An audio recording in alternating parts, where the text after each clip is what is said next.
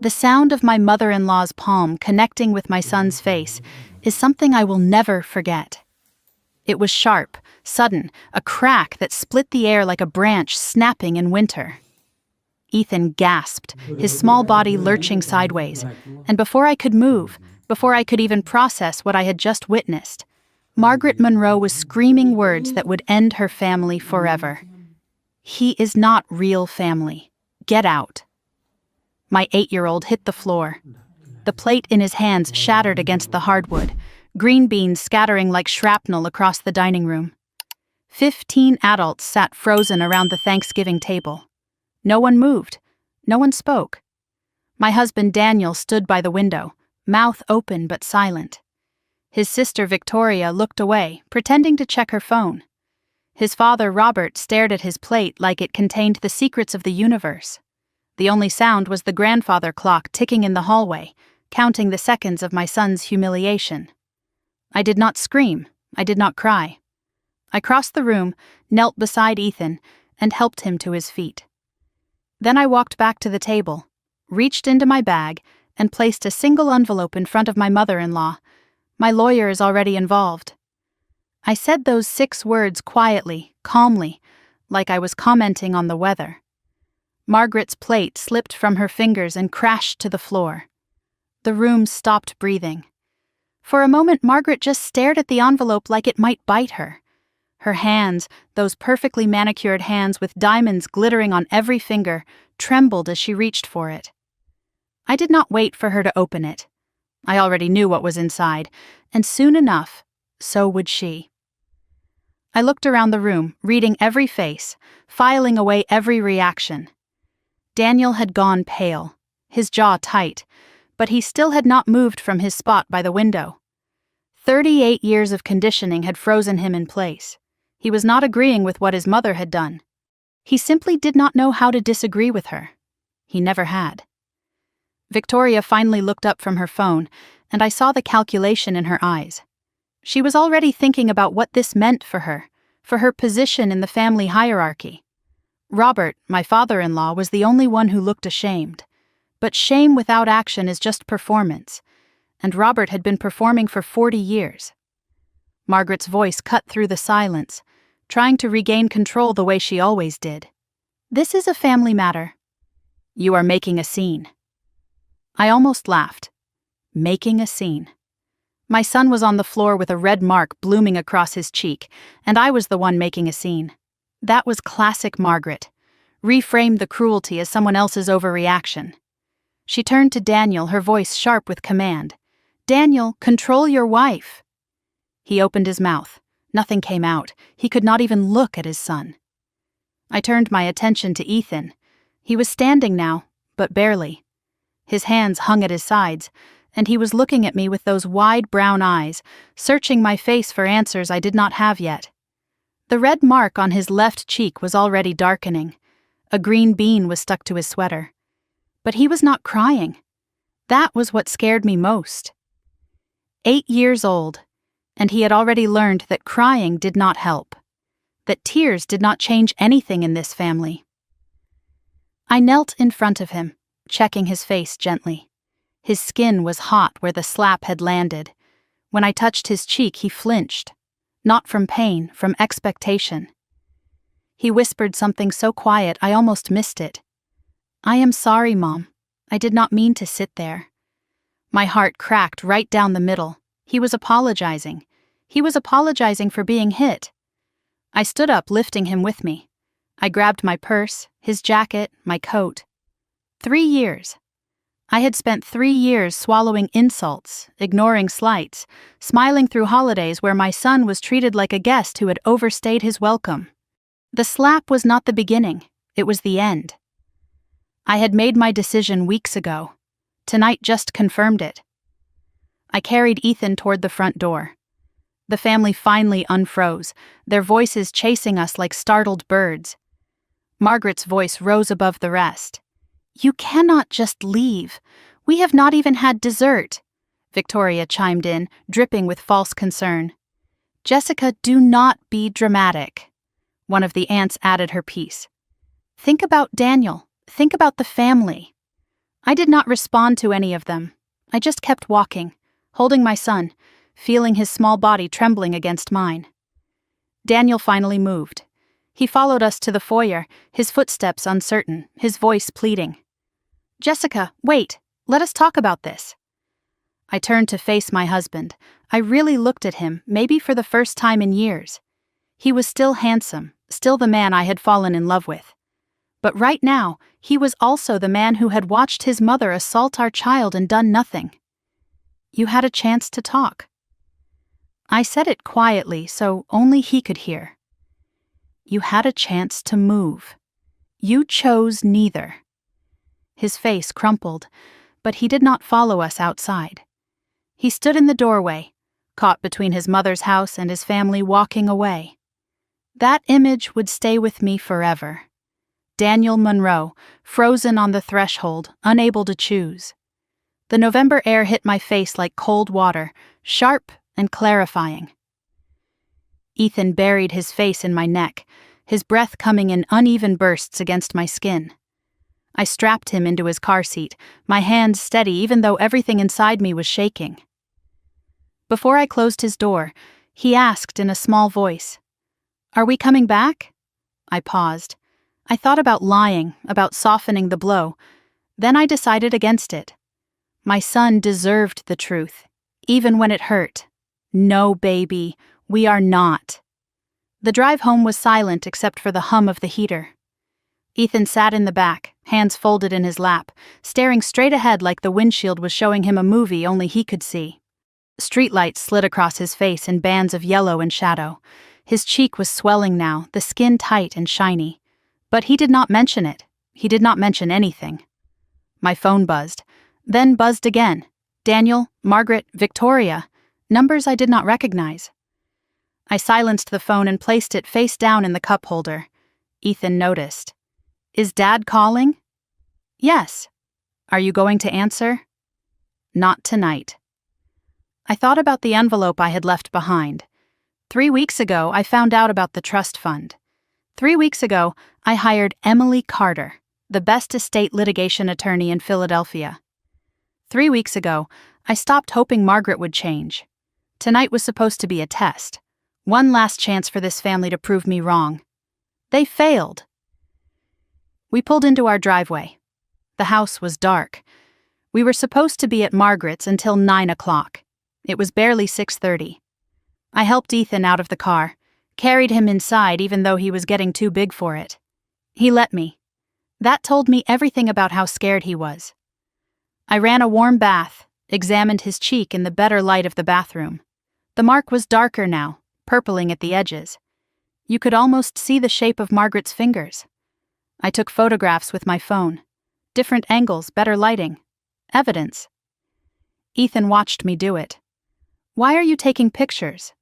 "Just in case, sweetheart." He did not ask in case of what. He understood more than any 8-year-old should. Later, I tucked him into bed. He was wearing his favorite pajamas, the ones with rockets on them.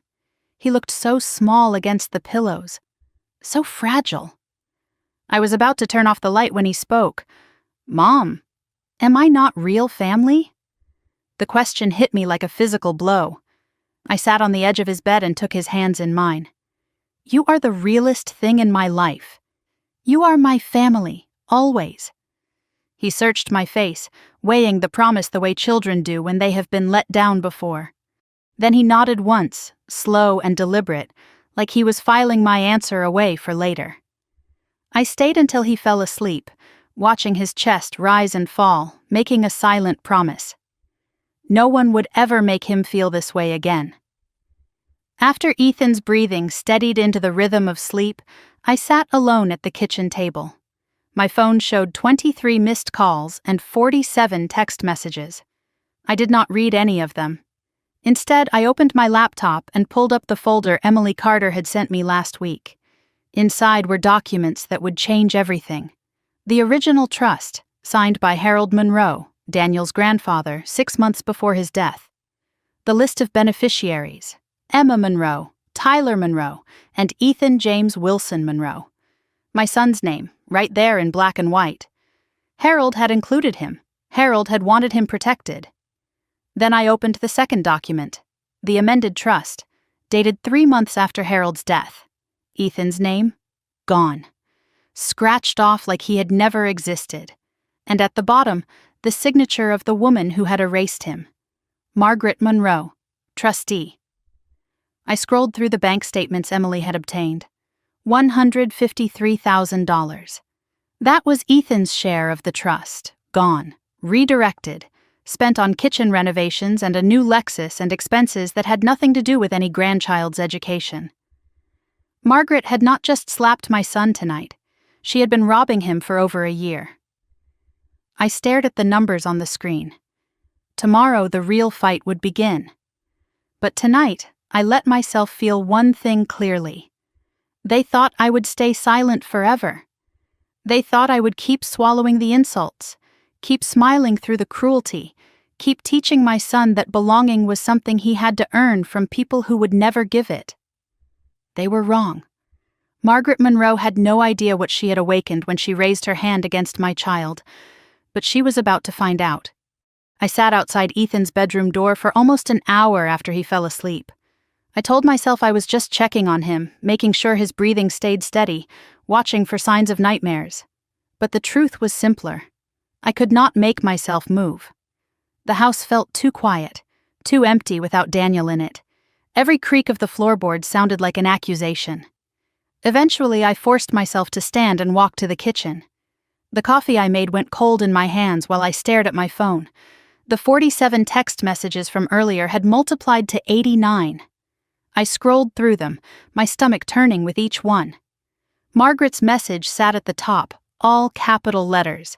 "This is ridiculous. Come back and apologize." Victoria had added her piece. "You are tearing this family apart." And Daniel, my husband, the man who had watched his mother slap our son and done nothing, had sent a series of increasingly desperate texts. "Please pick up. We need to talk. Mom is upset. Mom is upset."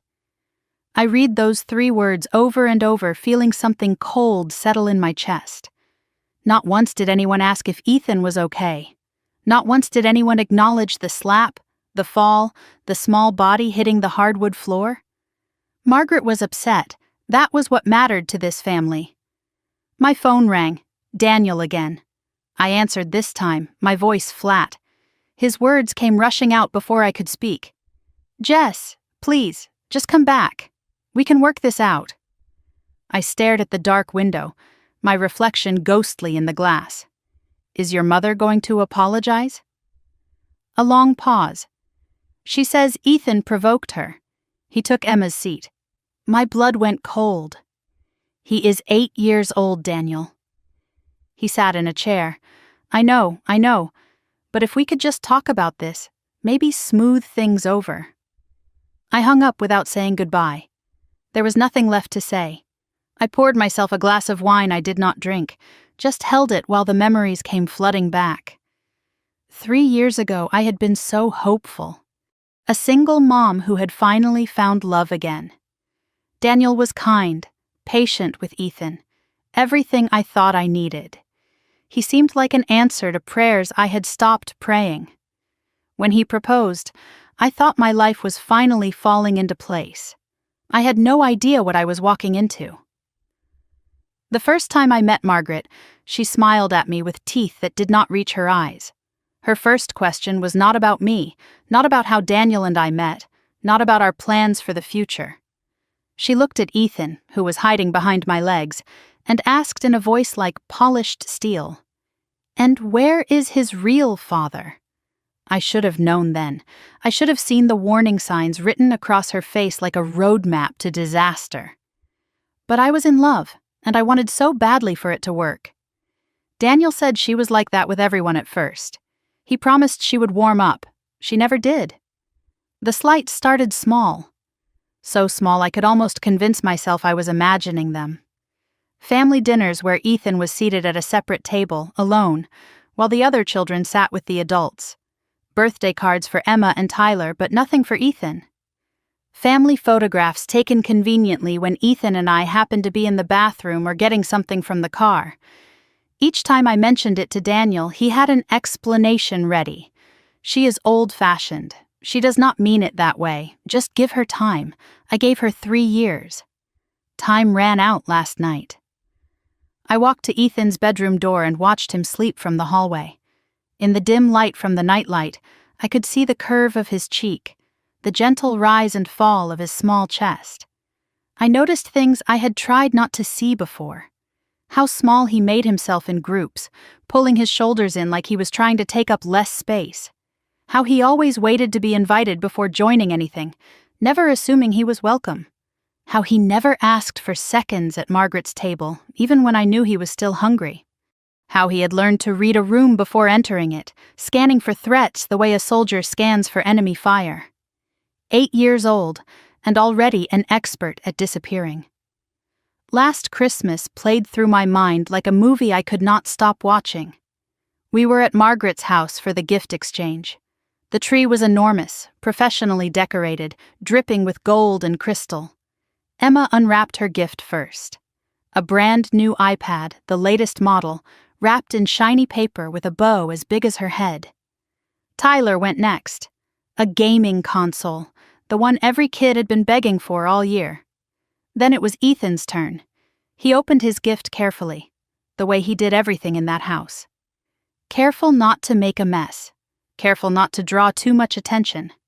Inside was a $20 gift card to a store he had never been to, for products he had no use for. He smiled and said thank you because I had taught him manners. But in the car going home, his voice so small I could barely hear it over the engine, he asked, "Mom, did I do something wrong?" I lied to him. I told him no, that Margaret just did not know him as well yet, that things would get better. I hated myself for that lie. And I hated myself even more for believing it might somehow become true.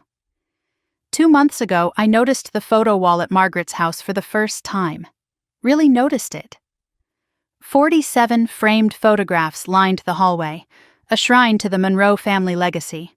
Emma's first steps, Tyler's baseball games, Daniel's college graduation, Christmases and birthdays and summer vacations, all documented in matching silver frames. I counted every single one. 47 photographs. Ethan appeared in none of them. 3 years of holidays, 3 years of gatherings, and not a single picture of my son on that wall. When I mentioned it to Daniel, he waved it off. Mom is just slow to update the frames. But the newest photograph was from last month. Emma's school picture, perfectly framed, perfectly hung. Margaret was not slow. She was deliberate. I must have dozed off at the kitchen table because when I opened my eyes, gray dawn light was seeping through the windows. My neck ached and my coffee was cold. I had never made it to bed. I checked on Ethan first. He was already awake, sitting up in bed, staring at the wall like he could see something written there that no one else could read. The bruise on his cheek had turned purple overnight, ugly and dark against his pale skin.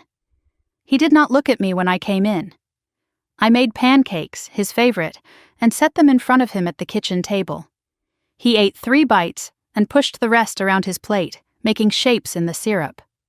Finally, he asked the question I had been dreading. "Is Dad coming home?" My chest tightened. "I do not know, baby." Ethan nodded, like he had expected that answer. His voice was matter of fact, the way children sound when they have already accepted something adults are still fighting against. It is okay. I know he has to take care of his mom, 8 years old, already making excuses for the adults who kept failing him. After breakfast, I asked to see his cheek in better light. He tilted his face up obediently, too used to being examined, inspected, assessed. The bruise was the size of Margaret's palm. You could almost see the individual finger marks pressed into his skin like a signature. I took more photographs, different angles, better lighting. Ethan watched me with those old eyes of his. "Why are you taking pictures? Just in case, sweetheart." He did not ask in case of what. He just nodded and touched his own cheek, gently, like he was checking to make sure it was still there. Then he asked me something that nearly broke me in half. "Mom, can I ask you something?" "Always, baby." When Grandma said I am not real family? What does that mean? I knelt in front of him, took his hands in mine. It means she is wrong, Ethan. It means she does not understand what family really is. He considered this, his forehead wrinkling with thought. But Dad is her real son, and Emma is her real granddaughter, and I am just... He could not finish the sentence. He did not have the words for what he was. I pulled him into a hug so tight I was afraid I might hurt him. You are my real son. You are Daniel's real stepson. You are real, Ethan, more real than anyone in that room last night. His tears came then, finally, soaking through my shirt. The tears he had been holding back since the moment Margaret's hand connected with his face. Then why does it hurt so much? I did not have an answer, because the truth was, it hurt because he had started to believe them. Somewhere along the way, over 3 years of exclusion and slights and being treated like a guest in his own family, my son had started to believe he did not belong. Mid-morning, I heard a car in the driveway. Daniel's sedan pulled in, and I watched from the window as he sat there for a long moment before getting out. He looked like he had not slept either. Dark circles under his eyes, shirt wrinkled like he had spent the night in it. Because he had. He had stayed at his mother's house while his son cried himself to sleep. He came inside, and I felt nothing. That scared me more than anything else. I should have felt relief or anger or something. Instead, there was just emptiness. His excuses started before he even reached the kitchen. Jess, I am sorry I did not come home last night. Mom was a mess, and I had to calm her down. I cut him off. Where is Ethan's apology? He blinked. What? Your mother hit our son. Where is her apology? Silence stretched between us like a wire pulled too tight. Finally, Daniel ran his hand through his hair, that nervous gesture he always made when he was about to disappoint me. She is not going to apologize. She thinks she was justified. Justified? In slapping an 8-year-old? He could not meet my eyes. She says he was disrespectful, that he knows the seating arrangement. I laughed, and the sound surprised us both. Hollow, bitter, nothing like humor. There is no seating arrangement, Daniel. There is just your mother deciding our son is not worthy of sitting at her table. He did not argue. He knew it was true. I stood up and faced my husband. You stood there. You watched her hit him. You said nothing. His eyes filled with tears. I know, I was in shock. You were not in shock. You were obedient. The word landed like another slap. Daniel flinched. That is not fair. Neither is letting your mother abuse your child. The word hung in the air between us. Abuse. Neither of us took it back. Daniel sat down heavily, put his head in his hands. You do not understand what she is like, what she has always been like. Then tell me. For the first time in our marriage, he did. He told me about growing up under Margaret's control. She decided everything, his clothes, his friends, his college, his career, even his girlfriends. He told me about his older brother Marcus, who tried to break free. Marcus married a woman Margaret did not approve of, a black woman named Keisha. Margaret gave him an ultimatum: the family or the marriage. Marcus chose his wife. Within a month, Margaret had erased him completely. Photos removed from the walls. Name never spoken. Inheritance revoked. Daniel was 15 years old when he watched his brother become a ghost. He learned the lesson Margaret intended. Obedience meant survival. I asked Daniel once if he could call Marcus. Daniel's voice was barely a whisper. Mom said if I did, I would be next. He looked at me with something raw and broken in his eyes. I have spent my whole life trying not to become Marcus. I have been so afraid of her that I forgot to ask if Marcus was actually wrong. I went to the window, looked out at our quiet street. I filed legal papers, Daniel, before Thanksgiving. He looked up sharply. What? I found out about the trust fund, what she did to Ethan's inheritance. What she has been doing to all of you. He went pale. How did you find out? It does not matter. What matters is I am not stopping. I am going to court." Daniel stood up, crossed to where I was standing. "If you do this, she will destroy us. She will cut me off. Cut us off. Then you have a choice to make. Your mother or your family." I watched his face. The fear, the conditioning, the love for me and Ethan battling underneath. "I cannot answer that right now." I nodded slowly. "Then sleep in the guest room until you can." He opened his mouth, closed it again, and walked away. I heard the guest room door click shut. Then I noticed movement in the hallway. Ethan was standing there in his pajamas, watching. He had heard everything. Our eyes met, and he did not ask if Dad had chosen us. He already knew the answer. At least for tonight, Daniel had chosen fear. But tomorrow, I would choose war. I woke on the couch, still in yesterday's clothes, my neck stiff and my mouth dry. Gray morning light filtered through the curtains, and for a moment I did not remember why I was not in my bed. Then it all came back. The slap, the silence. Daniel choosing the guest room because he could not choose me. The house was quiet. I checked the hallway. The guest room door was still closed. Daniel had not emerged. I did not know if he had slept at all, but I was not going to knock to find out. I had more important things to do this morning than coddle a grown man who could not stand up to his mother.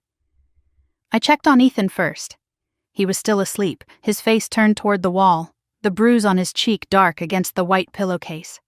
I watched his chest rise and fall for a long moment, reassuring myself that he was safe, that he was here, that no one could hurt him in this house. Then I walked to the kitchen and made coffee I desperately needed. My laptop was still open on the table from last night.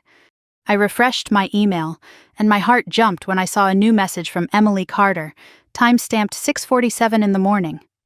The subject line read, "Additional documents recovered. Please review immediately." Emily had been working through the night. I clicked the message open with trembling hands. Multiple PDF attachments waited for me. Bank statements, transfer records, amended trust documents, and one file that made my breath catch. original_trust_Harold_Monroe_2019.pdf. I downloaded everything. But before I read any of it, I let myself remember the man who had created this trust in the first place. The only Monroe who had ever truly loved my son.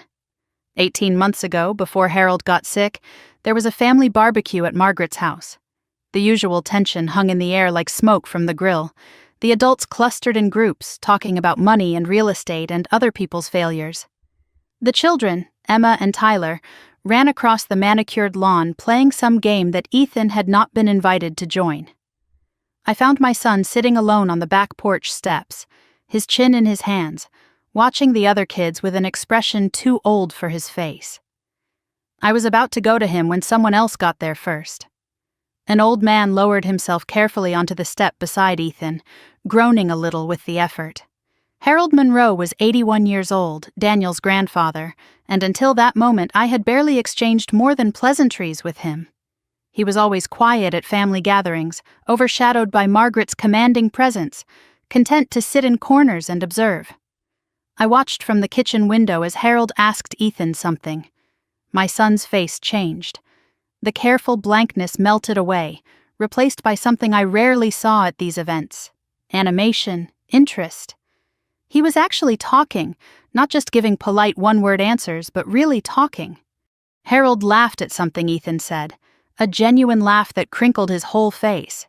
Then Harold's voice carried through the open window, clear enough for me to hear. "You know what, son?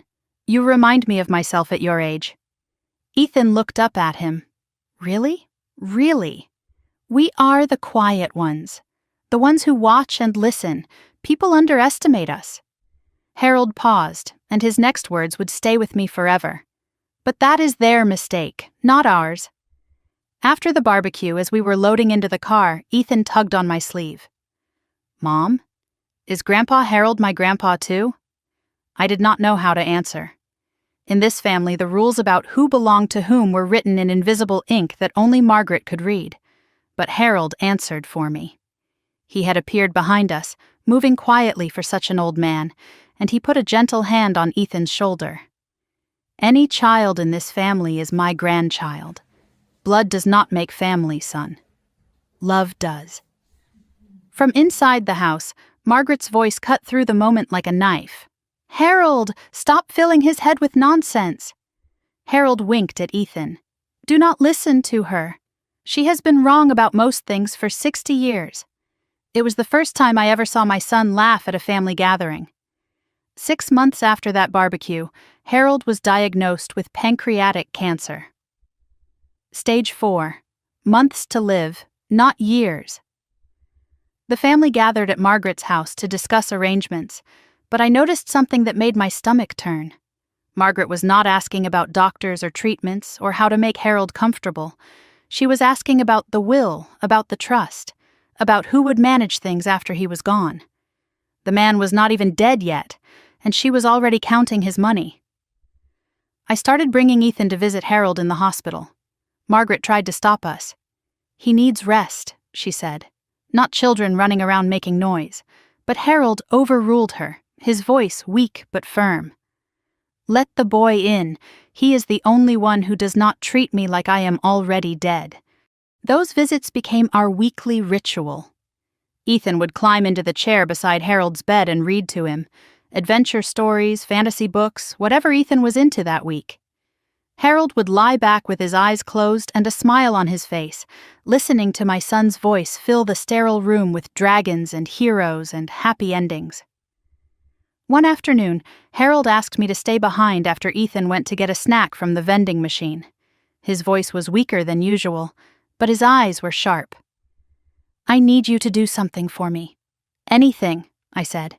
And I meant it. Protect that boy. His words hit me like a weight. "After I am gone, Margaret will try to erase him, the way she erases anyone who does not fit her picture of what this family should be. I will not let her," I promised. Harold squeezed my hand, his grip surprisingly strong. "I know. That is why I made sure he is protected. Legally." I did not understand what he meant then. I do now. Harold passed 14 months ago, peacefully, in his sleep, at home. I learned about it through a text message from Daniel. "Grandpa is gone." 3 words, no phone call, no warning. Ethan cried for 3 days straight. He had lost the only person in the Monroe family who had ever made him feel like he belonged. Margaret did not call to offer comfort. She was too busy planning the funeral. A funeral where Ethan was seated in the back row, so far from the family section that he might as well have been a stranger off the street. 1 week after the funeral, the family gathered at a lawyer's office for the reading of the will. I was not invited. I heard about it secondhand from Daniel when he came home that evening. "Grandpa left a trust fund for the grandkids' education," he told me. "Mom is managing it until they turn 18. My heart lifted for a moment. Is Ethan included? Daniel hesitated, and that hesitation told me everything I needed to know. "I think so. Mom said she would handle the details." That was the last time anyone mentioned the trust fund to me. For 14 months, I assumed everything was being handled properly. I trusted Daniel's family. That was my mistake. 3 weeks before Thanksgiving, I was cleaning out a closet when I found a box of Daniel's old papers. Receipts, tax documents, the kind of things people shove in boxes and forget about. At the bottom was an envelope I had never seen before. It was from a law firm addressed to all trust beneficiaries, dated 1 month after Harold's death. The envelope had never been opened. My hands shook as I tore it open. Inside was a letter summarizing the Harold Monroe Educational Trust. The initial funding was listed at $460,000. And there, printed clearly in black ink, was the list of beneficiaries. Emma Monroe, Tyler Monroe, Ethan Monroe. My son's name was right there. Harold had included him. Officially, legally, deliberately. The letter also noted that Margaret Monroe had been appointed temporary trustee and that annual statements would be sent to all beneficiaries' guardians. I had never received a statement. Not one in 14 months. Not a single piece of paper acknowledging that my son had any stake in this trust at all. I searched for estate lawyers that afternoon. Emily Carter's name came up first. Specialist in trust litigation. 15 years of experience. I called her office and explained the situation as calmly as I could. I think my mother-in-law stole my son's inheritance. That is a serious accusation, Emily said. What evidence do you have? A letter that says my son is a beneficiary, and 14 months of silence. Send me everything you have, she said. I will start digging. I sent her the letter that same day. What she found was worse than anything I had imagined. Now, sitting at my kitchen table the morning after Thanksgiving, I opened Emily's new attachments. The first document was the original trust. Harold's signature at the bottom. Ethan's name clearly listed among the beneficiaries. Equal shares. 1/3 each. At the time of Harold's death, the trust was worth $460,000. Ethan's share came to approximately $153,000. The second document made my blood run cold. It was an amended trust, dated 3 months after Harold's death.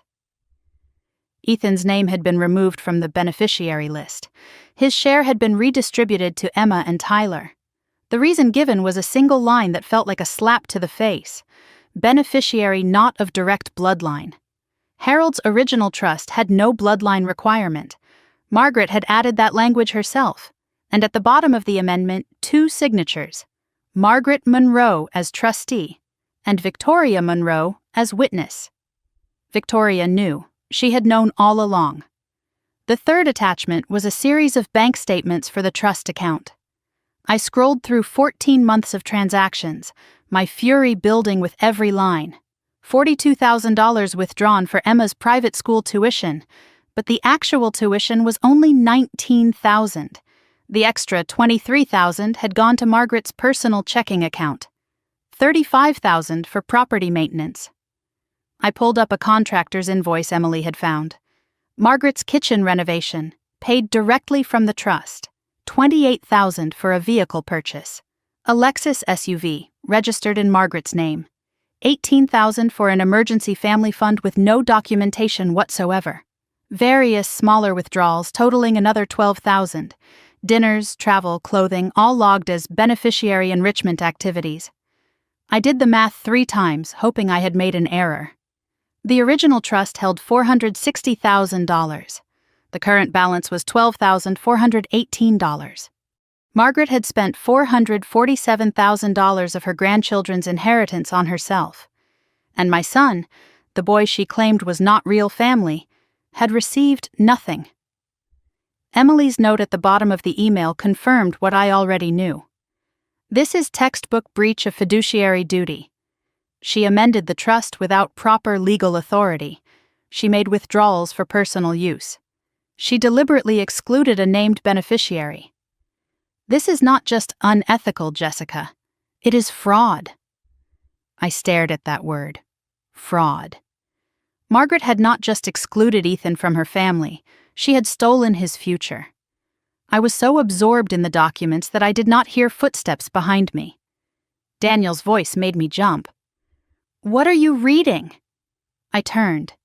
He stood in the kitchen doorway, unshaven, exhausted, still in yesterday's wrinkled clothes. His eyes went to the laptop screen, to the legal documents displayed there. He crossed the room and read over my shoulder, his face going white. "Where did you get these?" His voice was barely a whisper. "From a lawyer, Harold's original lawyer, the one your mother apparently forgot to mention." He scrolled through the bank statements, the amended trust, the evidence of theft laid out in black and white. I did not know it was this bad. I looked at him. "Did you know it all?" He could not meet my eyes. That was answer enough. I closed the laptop. "Your mother stole $150,000 from our son. Your sister witnessed the documents. Your whole family stayed silent." I stood and faced him. "And you never once asked to see the paperwork." Daniel's voice cracked. "Jess, I did not think she would actually—" I did not let him finish. "I do not want an explanation. I want to know one thing." I waited until he met my eyes. "Are you going to help me get it back, or are you going to stand in my way?" The kitchen clock ticked in the silence. Daniel did not answer, but tomorrow I would not need him to. I had the evidence now. And Margaret Monroe had no idea what was coming for her. I woke early the morning after confronting Daniel, having barely slept at all. My mind had been racing through documents and numbers and legal strategies until sometime around 4 a.m, when exhaustion finally pulled me under. When I opened my eyes, gray light was seeping through the curtains, and Daniel was already gone from the guest room. A note sat on the kitchen counter, his handwriting rushed and uneven. "I need time to think. Do not do anything yet, please." I read it twice, then set it aside. I was done waiting for Daniel to catch up. I was done waiting for anyone. Ethan's bruise was fading now, the purple softening to yellow-green at the edges. He sat at the breakfast table eating cereal while I explained that I had a meeting today, that a friend would pick him up from school. He looked up at me with those two old eyes. "Is it about what happened?" I paused, my hand on his shoulder. "Yes, I am going to make sure it does not happen again." He nodded slowly, the way he did when he was processing something important. Good. Just that one word, but it carried the weight of everything he had been through. I dropped him at school and watched him walk inside, his backpack bouncing against his small frame. He did not look back. Another small independence born from necessity. The drive to Philadelphia took 45 minutes. Emily Carter's office was in a glass tower downtown, not flashy but solid, the kind of building where serious work got done. I drove in silence, no radio, no podcasts, just my thoughts and the folder of documents sitting on the passenger seat like a weapon. I thought about what Harold had said to me in the hospital. Protect that boy. Today, I was going to start keeping that promise. I signed in at the reception desk, my hands trembling slightly, not from fear, from anticipation. The elevator ride to the 12th floor felt longer than the entire drive from Harrisburg. When the doors opened, Emily Carter was waiting for me outside the conference room. She was in her mid-40s with silver streaks in her dark hair and reading glasses pushed up on her head. Her handshake was firm, her eye contact direct. "Mrs. Monroe, thank you for coming in person. I needed to understand exactly what we are dealing with." She nodded and gestured toward the conference room. "Then let us deal with it." The conference room table was covered in documents organized into neat stacks. Emily had printed everything, color-coded tabs marking different sections, important passages highlighted in yellow and pink. A projector screen on the wall showed a timeline of events. I realized she had been preparing for this meeting like it was already a trial. "Before we begin," Emily said, settling into her chair across from me, "I need to ask you something." I braced myself. "How far are you willing to go?" I did not hesitate. "As far as it takes." Emily smiled, not warm exactly, but satisfied. "Good, because what I am about to show you will make you want to go further." She clicked to the first slide. The Harold Monroe Educational Trust, established March 2019. Purpose, education funding for grandchildren. Initial funding, $460,000. She pointed to the list of beneficiaries: Emma Victoria Monroe, Tyler James Monroe, and Ethan James Wilson Monroe. I noticed the name Emily had highlighted. Harold used Wilson Monroe. He gave Ethan both names. "Your son was not an afterthought," Emily said. "Harold specifically added him 6 months before his death, with a formal amendment. He planned for this." My throat tightened. Even dying, Harold had been fighting for my son. Emily highlighted a section on the next slide. "This is important, the trustee provisions." Margaret was appointed as primary trustee, but only temporarily. A successor trustee was supposed to be appointed by the beneficiary's guardians within 12 months. She was never meant to be permanent. I stared at the screen. "But she has been managing it for 14 months. Emily nodded.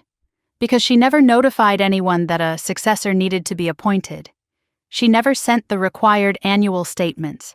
She never disclosed the trust's existence to you at all. Is that illegal? It is a breach of her fiduciary duty. And it is just the beginning. The next slide showed the amended trust document, dated July 2023, 3 months after Harold's death. Emily walked me through the changes. Ethan's name removed from the beneficiary list. His 1/3 share redistributed to Emma and Tyler. Reason given, beneficiary not of direct bloodline. Harold's original trust had no bloodline requirement, Emily said. Margaret added that language herself. I stared at the document, at my son's name crossed out like he had never existed. She just erased him. And your sister-in-law witnessed it. Emily pointed to the signature at the bottom of the page. Victoria Monroe, her handwriting neat and careful. Something cold settled in my chest. Victoria had known. She had participated. She had signed her name to my son's erasure and never said a word. Emily pulled up a spreadsheet. 14 months of bank activity highlighted and annotated. Let me walk you through where the money went. I leaned forward, forced myself to look. May 2023. $22,000 withdrawn for administrative fees. No receipts, no documentation. July 2023. $42,000 for Emma's private school tuition. Emily's voice was clinical, precise. The actual tuition is $19,000. The extra $23,000 went directly to Margaret's personal account. September 2023, $35,000 for property maintenance. She remodeled her kitchen. I have the contractor's invoice. It was paid from the trust. November 2023, $28,000 for a vehicle purchase.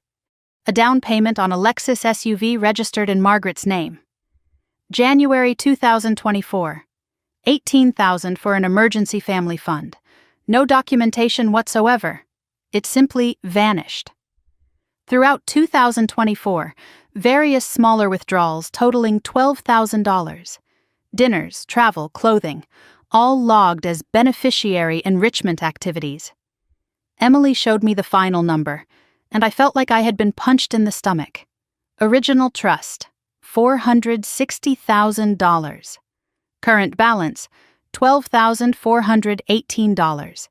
Missing, $447,582. Ethan's original share, $153,333. She did not just steal from your son, Emily said. She stole from all 3 grandchildren. But your son got nothing while she was spending everything. My voice came out steadier than I expected. What can we do? Emily outlined the path forward, ticking off options on her fingers. First, we file a petition for court review of trust administration. Second, we request immediate removal of Margaret as trustee. Third, we demand a full accounting of all expenditures. Fourth, we seek restitution plus interest plus legal fees. Fifth, we potentially refer the case to the district attorney for criminal fraud charges. I looked up sharply. Criminal? Emily's expression was serious. This is serious enough for criminal prosecution. But that is your choice.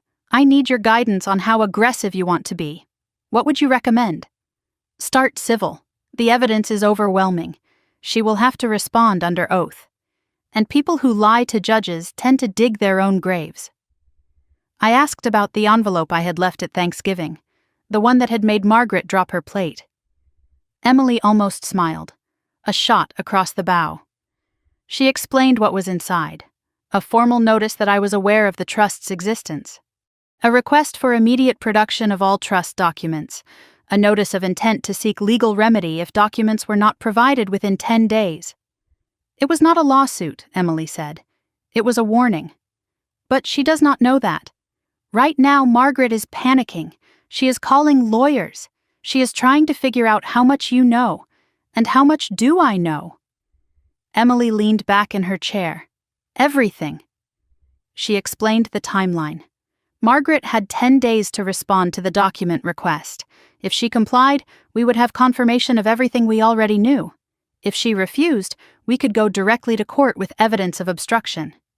Either way, she loses, Emily said. What if she tries to hide more evidence? She can try. But I have already subpoenaed the bank records directly. She cannot alter those. Something shifted inside me. I was no longer the victim waiting to be rescued. I was a strategist planning a campaign. This was not just about getting Ethan's money back. It was about making sure Margaret could never do this to anyone again.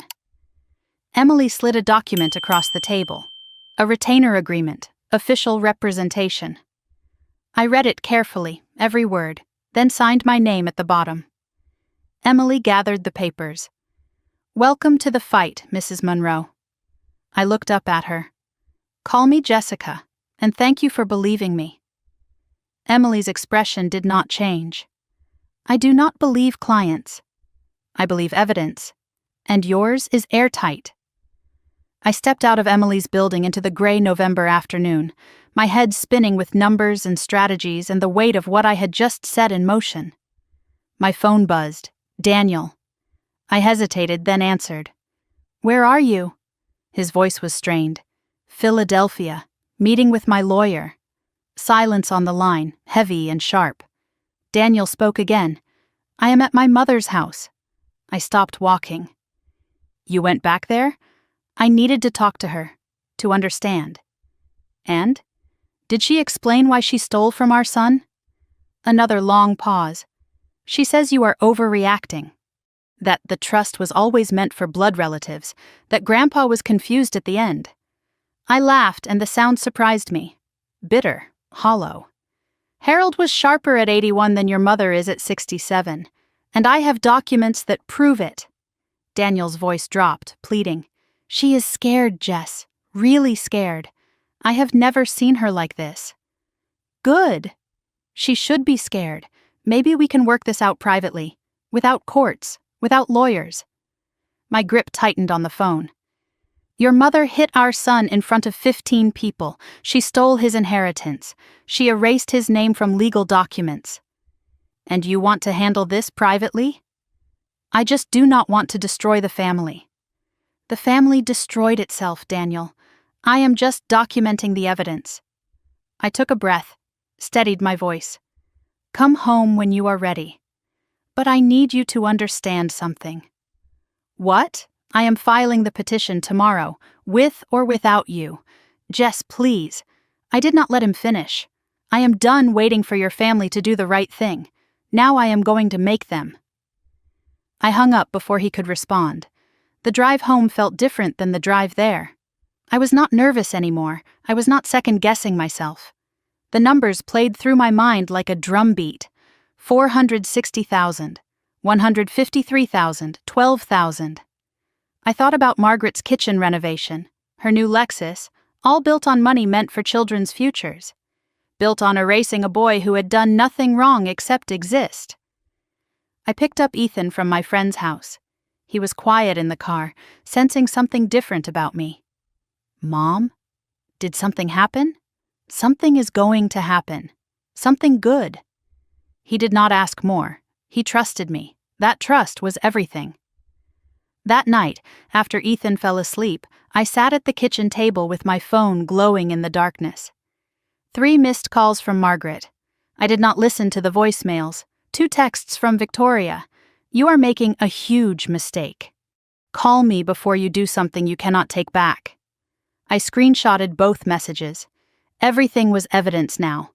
I opened my laptop and began drafting my own timeline of events. For the petition, for the court, for the record. Margaret Monroe had built her kingdom on silence and fear. She had spent decades controlling everyone around her, erasing anyone who did not fit her vision of what family should be. Tomorrow, the silence would end. And Margaret would learn what happens when a mother stops being polite and starts fighting for her child. 1 week had passed since Thanksgiving. The petition was filed, sitting in the court system like a bomb waiting to detonate. Daniel had been sleeping in the guest room every night, and we moved around each other like polite strangers, speaking only about Ethan. The bruise on my son's face had faded to a faint yellow shadow, barely visible unless you knew where to look. But the bruise on the Monroe family was just beginning to show. Saturday morning, Daniel approached me in the kitchen while I was making coffee. He looked like he had not slept properly in days. Dark circles under his eyes, shoulders hunched with the weight of something he did not want to say. My mother wants to have a family meeting. Tomorrow, at her house. I did not look up from my coffee. No. Daniel moved closer, desperation in his voice. Please. She says she wants to talk, to work things out. I finally met his eyes. She has had 3 years to work things out. She chose to hit my son instead. Daniel sat down across from me, his hands clasped together like he was praying. She is scared, Jess. The legal papers have shaken her. She has never dealt with anything like this before. Good. I wanted the word to sting, and from the look on his face, it did. He tried a different approach. If you do not come, she will say you refuse to even try, that you are the one being unreasonable. She will twist the narrative, make you the villain. I considered this. The narrative mattered. In families like this, the story people believed was often more powerful than the truth. Fine, I will come, but not to reconcile. Daniel looked up, hope flickering in his eyes. Then why? I set down my coffee cup. To let her know exactly what she is up against. Saturday night, I sat at the dining table with documents spread around me like a battle plan. I had memorized the numbers, the dates, the withdrawals. Emily Carter's advice echoed in my mind. Do not reveal everything. Just enough to let them know you are serious. I selected 3 documents to bring. The original trust with Ethan's name clearly listed, the amended trust with his name removed, and 1 bank statement showing the kitchen renovation payment. Enough to shake them. Not enough to show my full hand. Ethan found me at the table, his pajamas too short at the ankles. He was growing so fast. Are you working, Mom? Sort of. I am getting ready for a meeting tomorrow. He climbed into the chair beside me and looked at the papers without really reading them. Is it about Grandma Margaret? I paused, then decided he deserved honesty. Yes. He was quiet for a moment, his small fingers tracing the edge of a document. Are you going to make her say sorry? I reached over and smoothed his hair. I am going to make sure she cannot hurt you again. He nodded, satisfied with that answer. Can I stay with Mrs. Patterson tomorrow? I do not want to go there. Of course, baby. You never have to go there again. Later that night, I noticed Daniel standing in the hallway watching from the shadows. He had heard the conversation. His face was unreadable. Shame, maybe. Or guilt. Or the particular kind of pain that comes from watching your child fear your family. He opened his mouth like he was going to say something, then closed it again. He turned and walked back to the guest room without a word. I wondered if he would ever find his voice, or if Margaret had silenced him so long ago that he had forgotten he had one. Sunday afternoon arrived gray and cold, the sky threatening rain. Daniel drove while I sat in the passenger seat, the folder of documents in my lap like a loaded weapon. Neither of us spoke for the first 20 minutes. Finally, Daniel broke the silence. Promise me you will at least listen to what she has to say.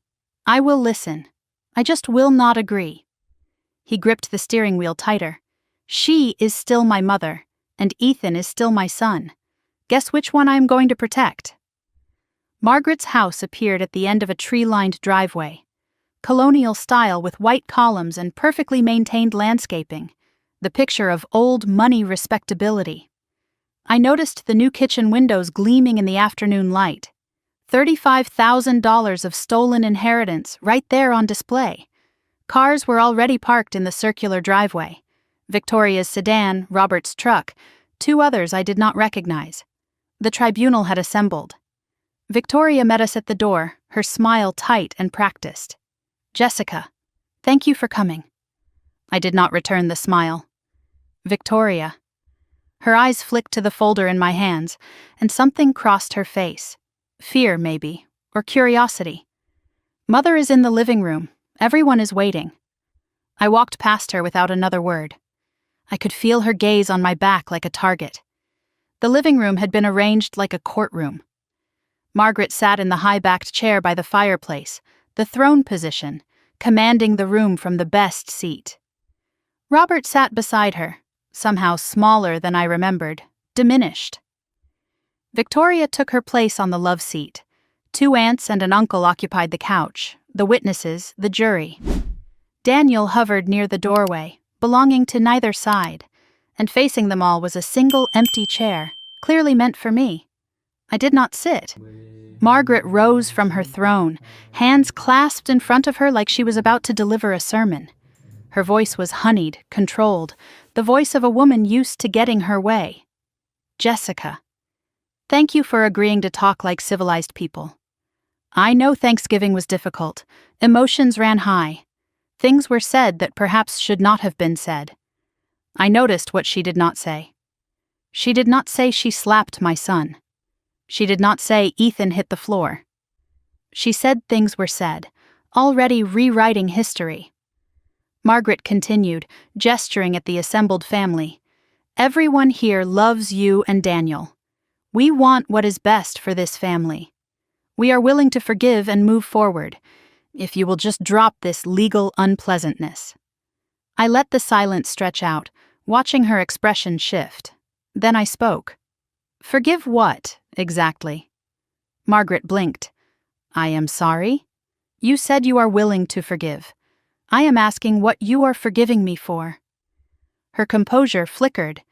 Well, for making this so difficult, for bringing lawyers into a family matter. So you are forgiving me for responding to assault and theft with legal action.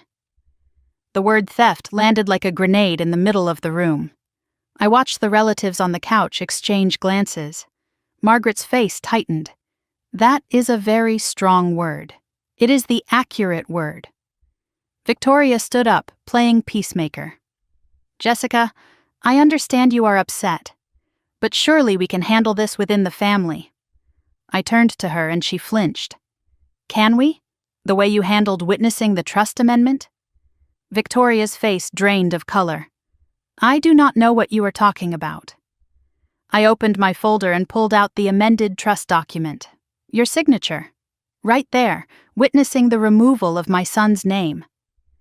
Victoria's mouth opened, then closed. She looked at Margaret, then back at me, then said nothing at all. The silence in the room was deafening. I stepped forward, still holding the folder. Let me tell you what I know. Then you can decide if this is something we can work out. I pulled out papers one by one as I spoke. Harold Monroe created a trust fund for his grandchildren in March 2019. Margaret's jaw tightened, but she said nothing. The original beneficiaries were Emma, Tyler, and Ethan. Equal shares. I looked at Victoria. 3 months after Harold died, you amended the trust. You removed Ethan's name. You cited bloodline, a requirement that Harold never included. Your sister-in-law witnessed it. Then I turned back to Margaret. And then you started spending. I read from the bank statement, my voice steady. $42,000 for Emma's tuition, though the actual cost was $19,000. $35,000 for property maintenance, which paid for your kitchen renovation. $28,000 for a vehicle purchase, your Lexus. $18,000 for an emergency fund, which has no documentation whatsoever. I paused, letting the numbers sink in. $460,000, reduced to $12,000. 97% of the trust, gone. The aunts exchanged horrified glances. They had not known. Robert looked up for the first time, something like horror on his face. Victoria was frozen like a statue. Daniel had gone pale by the doorway. Only Margaret remained composed, but her hands were shaking. Those are family funds, used for family purposes. I looked her dead in the eye. Ethan is family. Was his purpose served? Margaret's mask slipped. He was never meant to. She stopped herself, but it was too late. The sentence hung in the air, incomplete and damning. I stepped closer. Finish that sentence. He was never meant to what? Margaret's composure cracked completely. He is not Harold's blood. He is not a Monroe. Harold disagreed. That is why he put Ethan's name in the trust. He was sentimental. He did not understand the importance of maintaining proper boundaries. He understood perfectly. He understood that you would try to erase anyone who did not fit your definition of family. I tucked the papers back into my folder. He just did not live long enough to stop you, but I will. Margaret's voice changed, dropping to something almost intimate. Jessica, let us be practical. Legal battles are expensive, exhausting. They drag on for years. She moved closer, reaching out as if to touch my arm. I stepped back. What do you actually want? Money? I can write you a check today. For Ethan's education? A reasonable amount. I almost laughed. A reasonable amount? 20,000? 30? Enough for a good start. His share was 153,000. Margaret's eye twitched. That is not realistic. It was realistic when Harold was alive. It became unrealistic when you spent it on yourself. Margaret's voice hardened. I managed that trust for the good of this family. You stole from children, including your own grandchildren. Emma and Tyler's shares are nearly gone too. Victoria gasped. She had not known the full extent. She turned to Margaret. Mom, you said the trust was fine. You said there was plenty for Emma's college. Margaret shot her a look. Be quiet. Victoria's voice rose. With what? You just said there is only 12,000 left. For the first time in the conversation, Robert cleared his throat. Everyone turned to look at him. His voice was quiet, rusty from years of disuse. Margaret, is this true? All of it? Margaret turned on him. Robert, this is not the time. Is it true? She did not answer. Robert closed his eyes, and something in him seemed to break. I turned toward the door. Margaret called after me. Where do you think you are going? We are not finished. I paused and looked back at her. Yes, we are. I came to listen. I listened. Now I am going to let the court decide. You will destroy this family. You destroyed it years ago. You just did not realize anyone would notice. I walked toward the door, then stopped beside Daniel. Come home when you are ready to be a father. Then, louder to the room, I will see you all in court. I walked out the front door into cold November air. Behind me, voices rose, Victoria demanding answers, Margaret deflecting. Robert's silence louder than all of them. I did not have my car. Daniel had driven. I pulled out my phone and called a rideshare. I would wait in the cold. It was better than one more minute in that house. As I stood by the curb, my phone buzzed. A text from an unknown number. I opened it and my heart stopped. Jessica, this is Robert. I need to talk to you, alone. There is something about Harold's trust you do not know. I stared at the message, reading it twice to make sure I understood. Behind me, Margaret's voice rose to a shriek inside the house. But for the first time, I was not listening to Margaret. I was wondering what the silent man finally had to say. I stood at the curb outside Margaret's house, cold November wind cutting through my coat. Inside, I could hear muffled shouting, the family imploding without me there to witness it. My rideshare was 7 minutes away according to the app. I read Robert's text again. There is something about Harold's trust you do not know. What could I possibly not know? I had seen the documents, the numbers, the signatures. I had watched Margaret's face when I laid out the evidence. What else was there? The front door opened and Daniel stepped out. He looked wrecked, 10 years older than his 38 years. He walked toward me slowly, hands shoved in his pockets, shoulders hunched against the cold. I will drive you home. I called a ride. Cancel it, please. I studied his face. Something had shifted in him, something I had not seen before. I canceled the rideshare. We drove in complete silence for the first 10 minutes. I watched the trees blur past the window, bare branches reaching toward the gray sky like skeletal fingers. Daniel's knuckles were white on the steering wheel. Finally, he spoke. You were right. About all of it, I waited for more.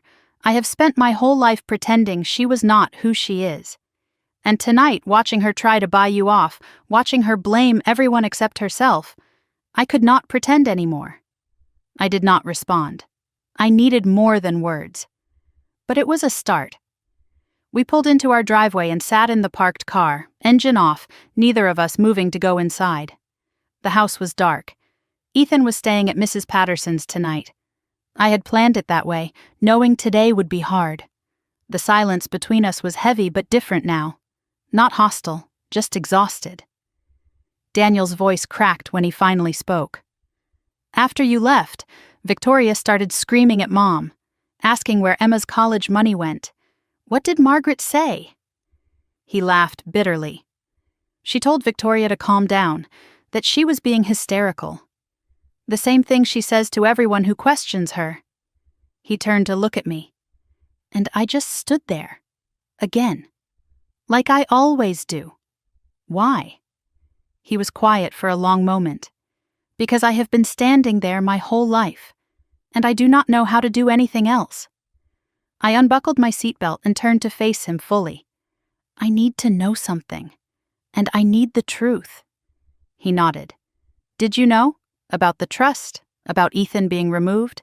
Did you know before I told you? His face crumpled. I did not know the details, but I knew something was wrong. How?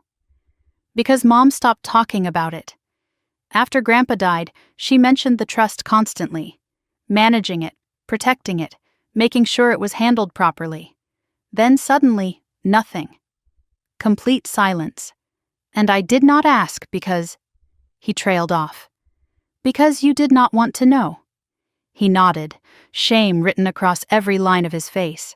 I am sorry. I am so sorry. I looked at my husband, really looked at him. I saw the boy who had learned to survive by staying silent. I saw the man who had chosen comfort over courage for far too long. I saw someone who might finally be ready to change. Sorry is not enough, Daniel, but it is a start. I opened the car door. Come inside. We need to talk, really talk. We sat at the kitchen table. Coffee neither of us would drink growing cold in our cups. I asked the question that had been building inside me since the family meeting. Tell me about Marcus.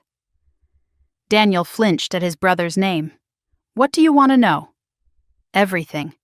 Because I think whatever happened to him is why you cannot stand up to her. Daniel stared at his coffee cup for a long moment. Then he began. I was 10 when I understood the rules. Marcus was the firstborn, the heir, the one who was supposed to carry the Monroe name into the next generation. I was the spare. Loved, sure, but never essential. Mom's entire world revolved around Marcus, his achievements, his future, his perfection. And Marcus played his part perfectly. Until he didn't. He looked up at me. Marcus was 24 when he met Keisha. She was smart, beautiful, kind, everything you could want in a partner. And she was black. I felt something cold settle in my stomach. I could already see where this was going. Mom's reaction was immediate and absolute. She told Marcus that if he married Keisha, he was no longer her son, that he would be cut off from everything, the family, the money, the name. Daniel's voice dropped. Marcus thought she was bluffing. She was not. Marcus married Keisha anyway. Within a month, Margaret had removed him from the family trust entirely.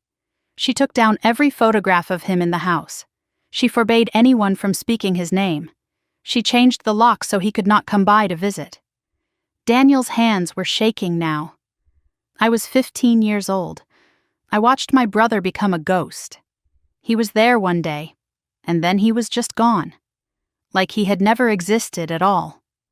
I asked Mom once if I could call him, just to see how he was doing.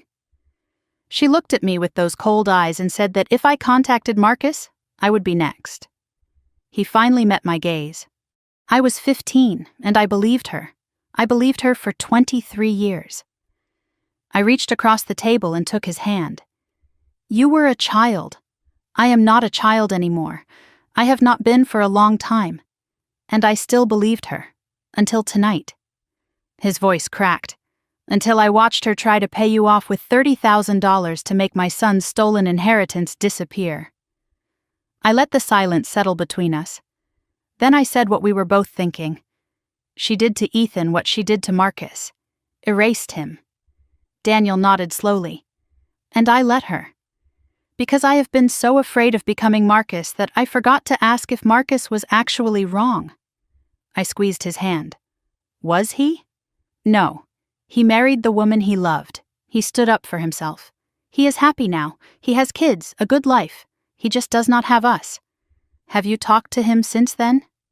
Daniel shook his head. Mom would have found out. She always finds out. The words hung in the air, like a prison he had built around himself. Your mother does not control you, Daniel. She only has power because you give it to her. It does not feel that way. I know, but here is the truth. You are not 15 anymore, and Ethan is not Marcus. He is 8 years old, and he has done nothing wrong except exist in a family that decided he was not worthy. Daniel's eyes filled with tears. I know. Then prove it. Not to me. To him. Daniel squeezed my hand. What do you need me to do? I need you to stop being neutral. I need you to stop trying to keep peace with people who declared war on our son. And if she cuts me off, like Marcus? Then you will know exactly what your mother's love is worth. A long pause stretched between us. Then Daniel nodded. Okay. Okay, what? Okay. I am done. I choose you. I choose Ethan. Whatever happens next, I am on your side. I wanted to believe him. I had heard promises before. But something in his eyes looked different tonight. Broken open instead of broken down. Later that evening, I texted Robert back. I can meet tomorrow. Where? His response came quickly. Diner on Route 22, 10 in the morning. Do not tell Margaret or Daniel. I frowned at that last part. Why not Daniel? But I decided to trust the process. Tomorrow I would find out what Robert knew. Monday morning I dropped Ethan at school and drove to the diner. It was a small place off the main road, the kind of diner where nobody asked questions and everybody minded their own business. Robert was already there when I arrived, sitting in a corner booth with his back to the wall. He looked smaller than I remembered, older, worn thin by decades of living beside Margaret. He stood when I approached. Thank you for coming. I slid into the booth across from him. Your text said there is something I do not know. Robert pulled a folded envelope from his jacket. His hands trembled slightly as he held it. Harold gave this to me the week before he died. He made me promise not to open it unless Margaret did something unforgivable. I looked at the envelope, then back at Robert. And slapping an 8-year-old qualifies? Robert winced. Yes, among other things. He slid the envelope across the table. I opened it last night, after you left. I took the envelope, feeling something inside. Papers, multiple pages. What is this? Robert's voice was barely a whisper. Harold's backup plan. I opened the envelope carefully. Inside was a handwritten letter, the script shaky but legible. A second trust document I had never seen, and a small USB drive. Robert explained while I stared at the contents. Harold knew Margaret might try to change things after he died. So he created a secondary trust, smaller but protected, with a different trustee. My heart was pounding now. Who is the trustee? Robert met my eyes. You are. I unfolded the handwritten letter, Harold's words filling the page. I read it aloud, my voice catching on every other sentence. Dear Jessica, if you are reading this, it means Margaret has done what I feared she would do. I am sorry I could not stop her myself. I created this trust separately because I knew my wife. I loved her once, but I learned long ago that her love comes with conditions most people cannot meet. Ethan should not have to meet them. The secondary trust contains $50,000 for Ethan's education. It cannot be touched by Margaret or anyone else in the Monroe family. Only you can access it. I also included recordings. Conversations I had with Margaret over the years. She did not know I was recording. I am not proud of that. But I am proud of doing whatever it takes to protect a child who deserves better than my family has given him. Tell Ethan that his grandfather loved him. Blood did not matter to me. Love did. And tell my grandson Daniel that it is not too late to become the man I always hoped he would be. With love and regret, Harold Monroe. I set the letter down. My hands were trembling. Robert was watching me, I should have given this to you sooner. I was afraid of her too. I looked at him. Why now? Because I watched her slap that boy. And I watched my son do nothing. And I realized I have been doing nothing my whole marriage. He paused. I am tired of being nothing. I tucked the envelope back into my bag. Will you testify? In court, if it comes to that? Robert hesitated. Then he nodded. Yes, it is the least I can do. And the recordings? On this USB? I have not listened to them. But Harold said they were damning. I held the small drive in my palm. Such a tiny thing, but it could change everything. Thank you, Robert, for finally choosing the right side. Robert's eyes were wet. I am not sure there is redemption for me, but maybe there is still time to do something right. I was driving home when my phone rang. Victoria. I hesitated, then answered. Jessica, I need to talk to you. I am listening, not on the phone. Can we meet? Tomorrow? I thought about Victoria, the woman who had signed those documents, who had enabled Margaret's theft for over a year. But Victoria also had not known the trust was nearly empty until I told her. Why should I trust you? A long pause. Because I just found out Mom took out a second mortgage on my house, to cover what she stole, and she forged my signature to do it. My stomach dropped. She forged your signature? Victoria's voice was raw, shaking. I am done protecting her. I want to help you take her down. I pulled into my driveway, my mind racing. Daniel had started to crack. Robert had already broken. And now Victoria wanted to flip. Margaret's fortress was crumbling from the inside. But I knew better than to celebrate early. Cornered animals are the most dangerous. And Margaret was not cornered yet. She was just starting to realize she might be. Tomorrow I would meet Victoria. Tomorrow I would listen to Harold's recordings. Tomorrow I would find out exactly how much ammunition I had. But tonight, I went home to my husband, who had finally chosen me, and my son, who was starting to believe he belonged. The war was not over. It was just beginning to turn. Tuesday morning arrived gray and cold, 12 days since Thanksgiving, 12 days since my world split open. I was preparing to meet Victoria, the woman who had signed away my son's inheritance, the woman who was now claiming she wanted to help. Daniel caught me at the kitchen door before I left. He knew about the meeting. No more secrets between us. He offered to come, but I said no, this needs to be just us. Woman to woman. Daniel nodded, but worry creased his forehead. Be careful. Victoria has spent her whole life surviving Mom. That makes her unpredictable. I picked up my keys. So have I. That makes us even. Before leaving, I checked on Ethan. The bruise was almost completely gone now, just a faint yellow smudge that would disappear within days. He was doing homework at the kitchen table, his pencil moving steadily across the page. He looked up when I approached. Are you going somewhere? A meeting. I will be back before dinner. He nodded and returned to his work. Then, without looking up, he asked the question that had been sitting between us for days. Is it getting better? The family stuff? I paused in the doorway. It is getting clearer. That is not the same thing. But it is a start. He seemed satisfied with that answer. I put Harold's USB drive in my bag. I had not listened to the recordings yet. Part of me had been waiting, sensing they should be shared. Maybe Victoria needed to hear them too. Maybe we both needed to understand exactly who Margaret really was. I texted Victoria the address. Coffee shop on Maple Street. 11 in the morning. Her response came immediately. I will be there. The coffee shop was small, tucked away on a quiet street. The kind of place where people came to have conversations they did not want overheard. I arrived first and chose a corner table with my back to the wall. Old habit from years of being ambushed by Margaret at family events. Always know your exits. Always see who is coming. Victoria arrived exactly on time. She looked different than I had ever seen her.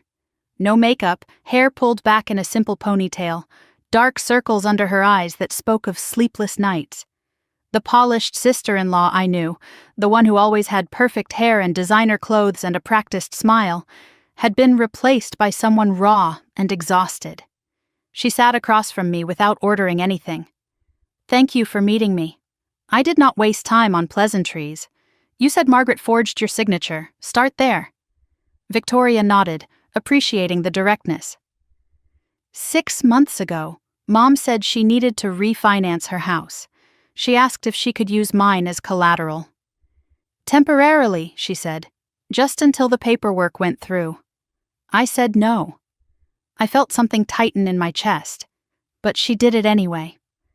Victoria pulled papers from her bag.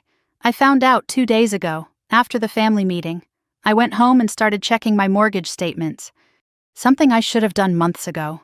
She slid the documents across the table. "Second mortgage, $200,000. My signature. But I never signed anything."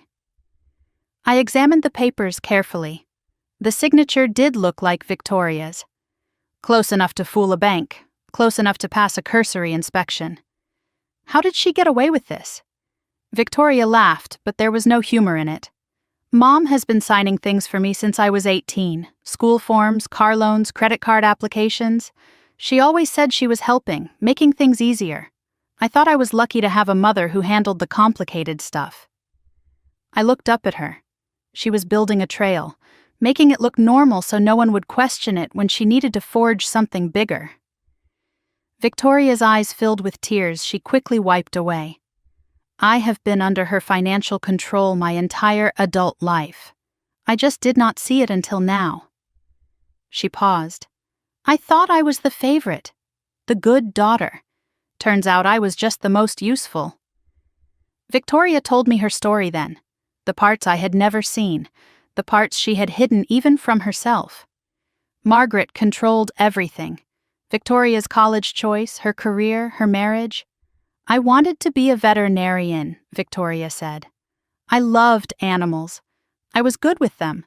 Mom said it was not prestigious enough for a Monroe. She made me go into finance instead. Victoria's husband Richard was Margaret approved. She introduced us, practically arranged the whole thing. I thought I loved him. Now I realize I just loved her approval." When Emma was born, Margaret's control intensified. Mom started a college fund for Emma, managed it herself, said she was protecting Emma's future. I interrupted. "Let me guess, that fund is empty too." Victoria nodded. 12,000 left, out of 80,000. The same pattern, different victim. Every time I tried to push back, Mom reminded me how much she had done for me, how much Emma needed her grandmother. How ungrateful I was being. Victoria's voice hardened. "I spent 34 years thinking I was loved. I was owned." Victoria looked at me directly. "When you stood up at that meeting, I hated you. I thought you were destroying our family. And now? Now I realize the family was already destroyed. You were just the first one honest enough to say it out loud." She reached into her bag and pulled out her phone. "I have something you need to see." She scrolled through text messages and turned the screen toward me. A conversation with Margaret spanning the past year. I read the messages, feeling my fury build with each one. "Do not discuss the trust with anyone. Family matters stay in the family. I have handled Ethan's situation. No need to mention it to Jessica. Sign the enclosed documents. Do not read them, just sign. Trust me. If anyone asks about the funds, refer them to me." I looked up. "Can I screenshot these?" Victoria nodded. "Take whatever you need. There is more. Emails, bank records she asked me to hide. I kept copies of everything." Why? Because even when I was loyal to her, some part of me knew this day would come. I pulled out Harold's USB drive. "Your grandfather left this. Robert gave it to me yesterday." Victoria's eyes widened. "Dad talked to you? He is done being silent." And apparently so was Harold, before he died. I explained the secondary trust, Harold's letter, the recordings. Victoria stared at the small drive. "Recordings of what?" "I do not know. I have not listened yet. I thought maybe we should hear them together." Victoria hesitated, then nodded. Let us do it. We moved to my car for privacy. The coffee shop was too public for what we were about to hear. I plugged the USB into my laptop and navigated to the audio files. 3 recordings, dated 6 months before Harold's death. I clicked the first one. Harold's voice filled the car, thin but clear. I want to make sure Ethan is included in everything. Then Margaret's voice, sharp and dismissive. Harold, he is not even Daniel's biological child. Harold again. That does not matter to me. Margaret's tone hardened. It matters to the family legacy. We can't dilute the Monroe name with... Harold cut her off. With what, Margaret? With love? With a child who needs us? Margaret's response was cold. You are being sentimental. Harold's voice strengthened despite his illness. I am being decent. Something you have forgotten how to be. The recording ended. Victoria was pale. She knew, even then, she was planning to remove him. I skipped to the third file, the one labeled Confrontation. Harold's voice was weaker now, closer to the end. I know what you are planning, Margaret. After I am gone. Margaret's dismissive laugh. You are imagining things. The medication is affecting your mind. Harold was not deterred. I am dying, not stupid. I have seen how you treat that boy. I have seen how you treat anyone who does not serve your purpose. Margaret's voice turned hard. Everything I do is for this family. Harold's response was immediate. No, everything you do is for control, and when I am gone, you will have no one left to stop you. A long pause. Then Margaret's voice, cold and clear. Then, I suppose it is good you will not be around to see it. The recording ended. Silence filled the car. Victoria whispered. She knew he was dying, and she just waited. She waited for him to die so she could do whatever she wanted. We sat without speaking for a long moment.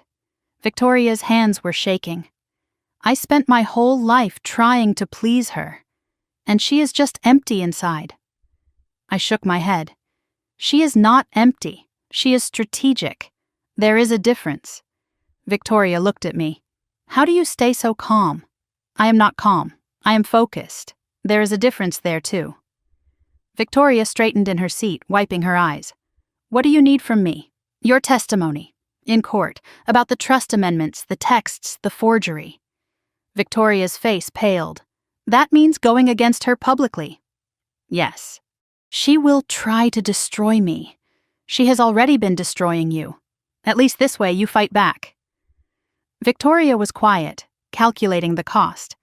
Then something shifted in her expression. Emma needs to know her college fund was not stolen by a stranger. It was stolen by her grandmother. Is that a yes? It is a yes. All the way to court if that is what it takes. We shook hands. Formal, deliberate. A pact sealed. I am going to send everything to my lawyer today. The texts, the recordings, your mortgage documents.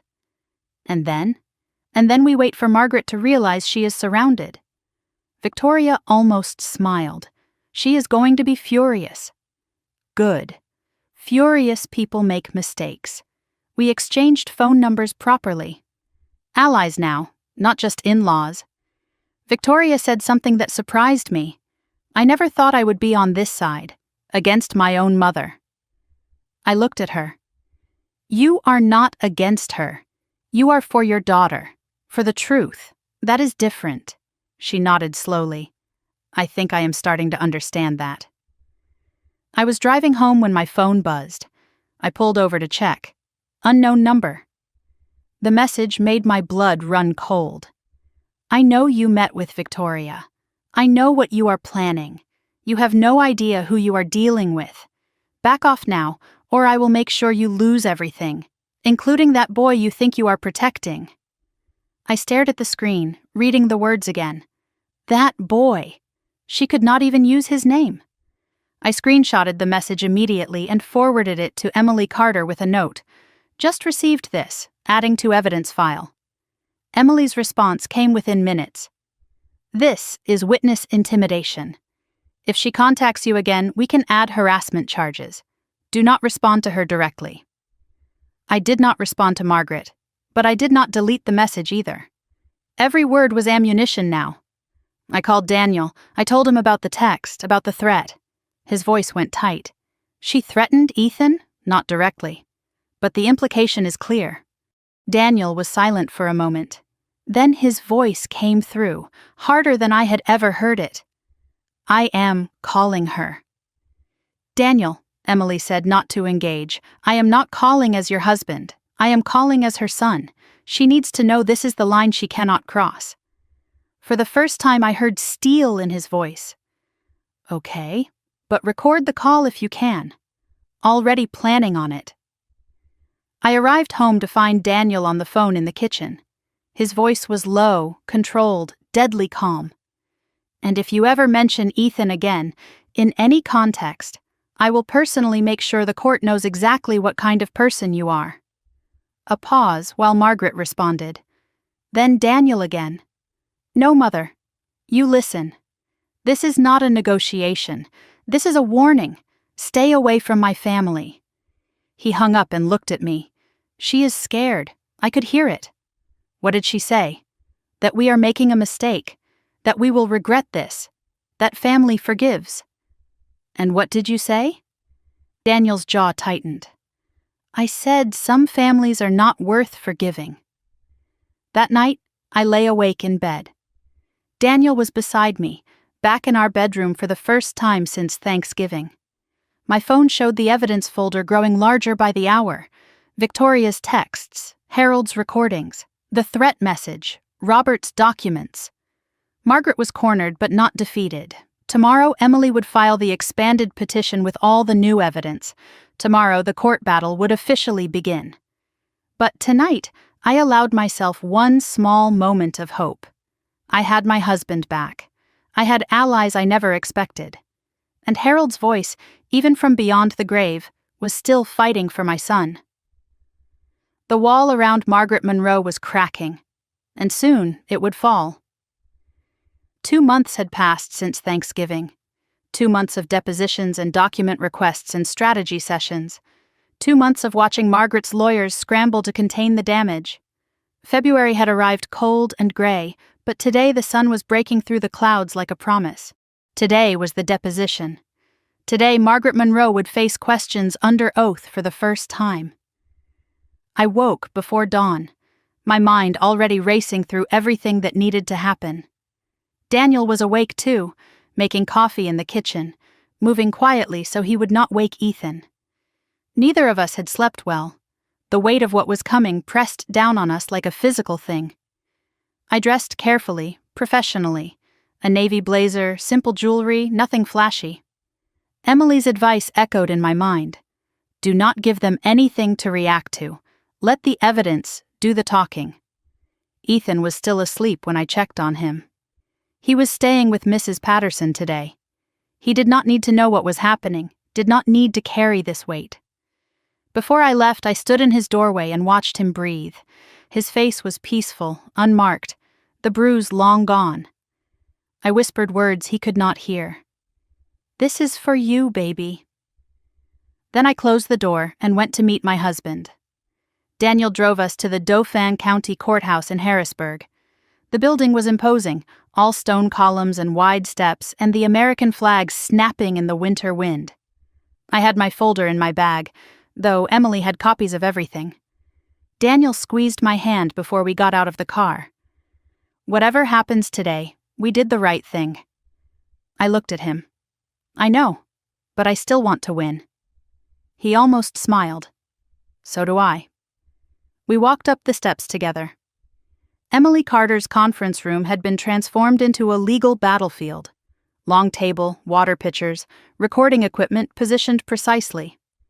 A court reporter sat in the corner, fingers poised over her stenotype machine, ready to capture every word. Emily greeted me with a firm nod. Ready? More than ready. The opposition arrived exactly on time. Margaret walked through the door like she owned the building, her chin lifted, her posture perfect. She was dressed impeccably in a designer suit and pearls, her hair styled, her makeup flawless. But I noticed things she could not hide. The way her hands trembled slightly, the tightness around her eyes, the gauntness in her cheeks that had not been there 2 months ago. Her lawyer, Gerald Whitmore, walked beside her. Silver-haired, expensive, the kind of attorney who billed $500 an hour and looked it. Margaret's eyes found mine across the room. Something flickered there. Contempt, maybe. Or fear. She masked it quickly. Jessica. I hope we can resolve this like adults. I did not respond. Emily stepped forward. Mrs. Monroe, please have a seat. We have a lot to cover. We took our positions. Margaret and Gerald on one side of the table, Emily and me on the other. The court reporter announced the date, time, and participants for the record. Gerald spoke first, his voice smooth with practiced confidence. My client is here voluntarily in good faith to address these baseless accusations. Emily smiled thinly. We will let the evidence determine what is baseless. I watched Margaret's hands. She was gripping her pen too tight, her knuckles white.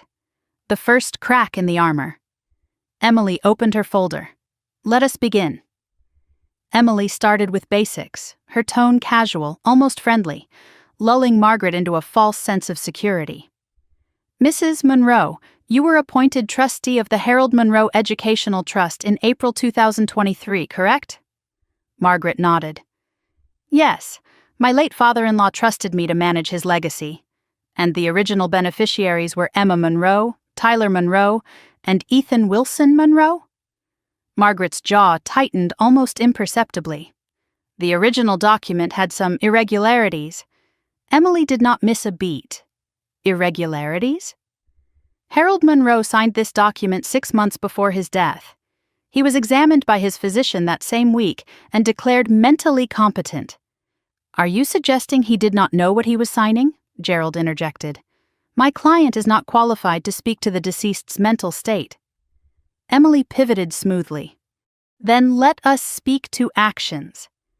Mrs. Monroe, did you amend this trust 3 months after Harold's death? Margaret's voice was careful. I made necessary adjustments. Emily produced the amended trust document, sliding it across the table. This amendment removed Ethan Wilson Monroe from the beneficiary list. Can you explain why? Margaret's answer came too quickly, rehearsed. He was not an appropriate beneficiary. Based on what criteria? He is not a blood relative of the Monroe family. Emily's eyebrows rose. Interesting. Because the original trust contains no bloodline requirement. You added that language yourself. I was interpreting my father-in-law's true intentions. Were you? Emily produced another document, because I have evidence suggesting otherwise. She slid Harold's handwritten notes across the table. These are Harold Monroe's personal notes from the month before he died. They have been verified by a handwriting expert. She read aloud. Ethan is to be included in all family provisions. Margaret will object. Do not let her win. Margaret's face went pale. Where did you get that? From someone who knew Harold's true intentions.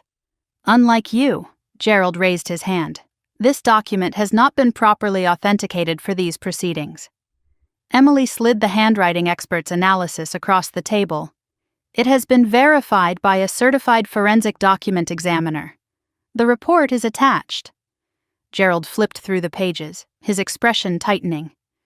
Margaret looked at her lawyer, then back at Emily. The confidence was beginning to crack. Emily shifted to the financial evidence. Let us discuss how the trust funds were used. She produced bank statements, each transaction highlighted in yellow. $460,000 at Harold's death. $12,000 remaining as of last month. Can you explain the discrepancy? Margaret's voice stayed even. The funds were used for beneficiary purposes. $42,000 for Emma's tuition. But the school confirms tuition was $19,000. Where did the other $23,000 go? Administrative costs. Emily pulled out another document. This bank transfer shows $23,000 moved to your personal checking account 3 days after the tuition payment. Gerald tried to intervene. That could be reimbursement for legitimate expenses. Then where are the receipts? The trust requires documentation of all expenditures over $500. Silence. Emily continued, relentless. $35,000 for property maintenance. Here is the contractor's invoice for your kitchen renovation, paid directly from the trust account. The trust's property? Or your personal residence? Margaret's composure slipped. The property needed work. Your personal residence is not trust property, Mrs. Monroe. Emily let the silence stretch. $28,000 for a vehicle purchase. A Lexus SUV registered in your name, not the trust's name. Transportation was necessary for trust business. What trust business requires a personal luxury vehicle? Gerald's voice rose. My client does not need to justify every operational decision. Actually, as trustee, she absolutely does.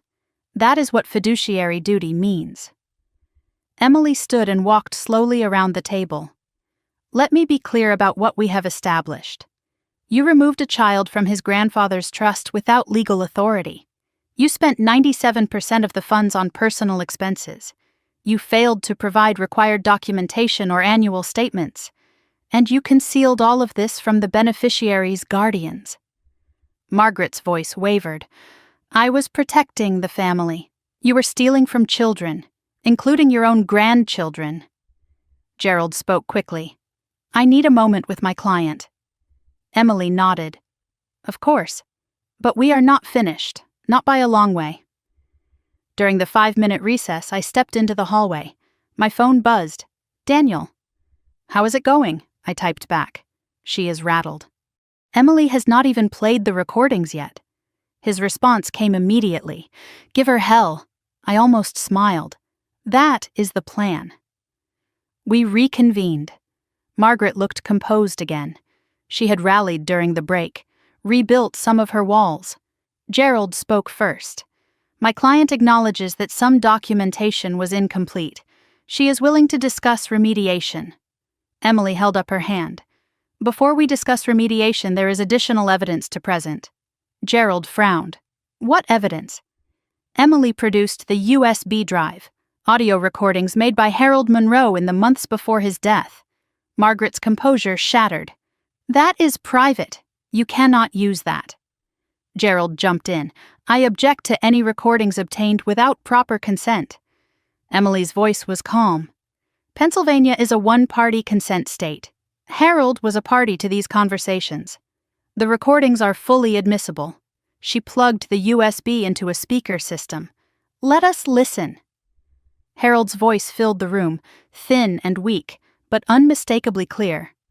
I want to make sure Ethan is included in everything. Then Margaret's voice, sharp and dismissive. Harold, he is not even Daniel's biological child. Harold again. That does not matter to me. Margaret's recorded words cut like a knife. It matters to the family legacy. We cannot dilute the Monroe name with people who do not belong. Harold's response was firm. With what, Margaret? With love? With a child who needs us? The recording ended. I watched Margaret's face, white as paper. Gerald was scribbling notes furiously. Emily spoke. There is one more. She played the third recording. Harold's voice, weaker now. I know what you are planning, Margaret. After I am gone. Margaret's dismissive laugh. You are imagining things. The medication is affecting your mind. Harold was not deterred. I am dying, not stupid. I have seen how you treat that boy. I have seen how you treat anyone who does not serve your purpose. A pause. Then Margaret's voice, cold and final. Then I suppose it is good you will not be around to see it. The recording ended. The silence in the room was absolute. The court reporter had stopped typing, frozen. Margaret's hands were shaking visibly now. Gerald cleared his throat. I need to confer with my client. Privately, now. Before they could stand, the conference room door opened. Robert Monroe stepped inside. He looked older than I had ever seen him, but somehow stronger too. Margaret's face contorted. Robert? What are you doing here? He did not look at her. Something I should have done years ago. He turned to Emily. I would like to make a statement. On the record. Emily looked at Gerald. Any objection? Gerald was flustered. This is highly irregular. Emily's voice was smooth. "It is a deposition. Witnesses can provide relevant testimony." Robert sat at the table across from his wife of 41 years. He did not look at her. "My name is Robert Monroe. I was married to Margaret for 41 years. He paused. I filed for separation last week." Margaret gasped. "Robert!" He continued as if she had not spoken. "I watched my wife systematically destroy anyone who threatened her control. My son, Marcus. My grandson, Ethan. Anyone who did not fit her definition of acceptable." The court reporter's fingers moved steadily, capturing every word. Robert's voice was quiet but clear. "I knew about the trust amendments. I knew she removed Ethan. I said nothing because I was afraid of her." He finally looked at Margaret. "I am not afraid anymore." Robert reached into his jacket and pulled out a folder. "These are additional records. Bank accounts Margaret kept hidden. Transfers I traced after I started looking." He handed the folder to Emily. "There is more money missing than you know.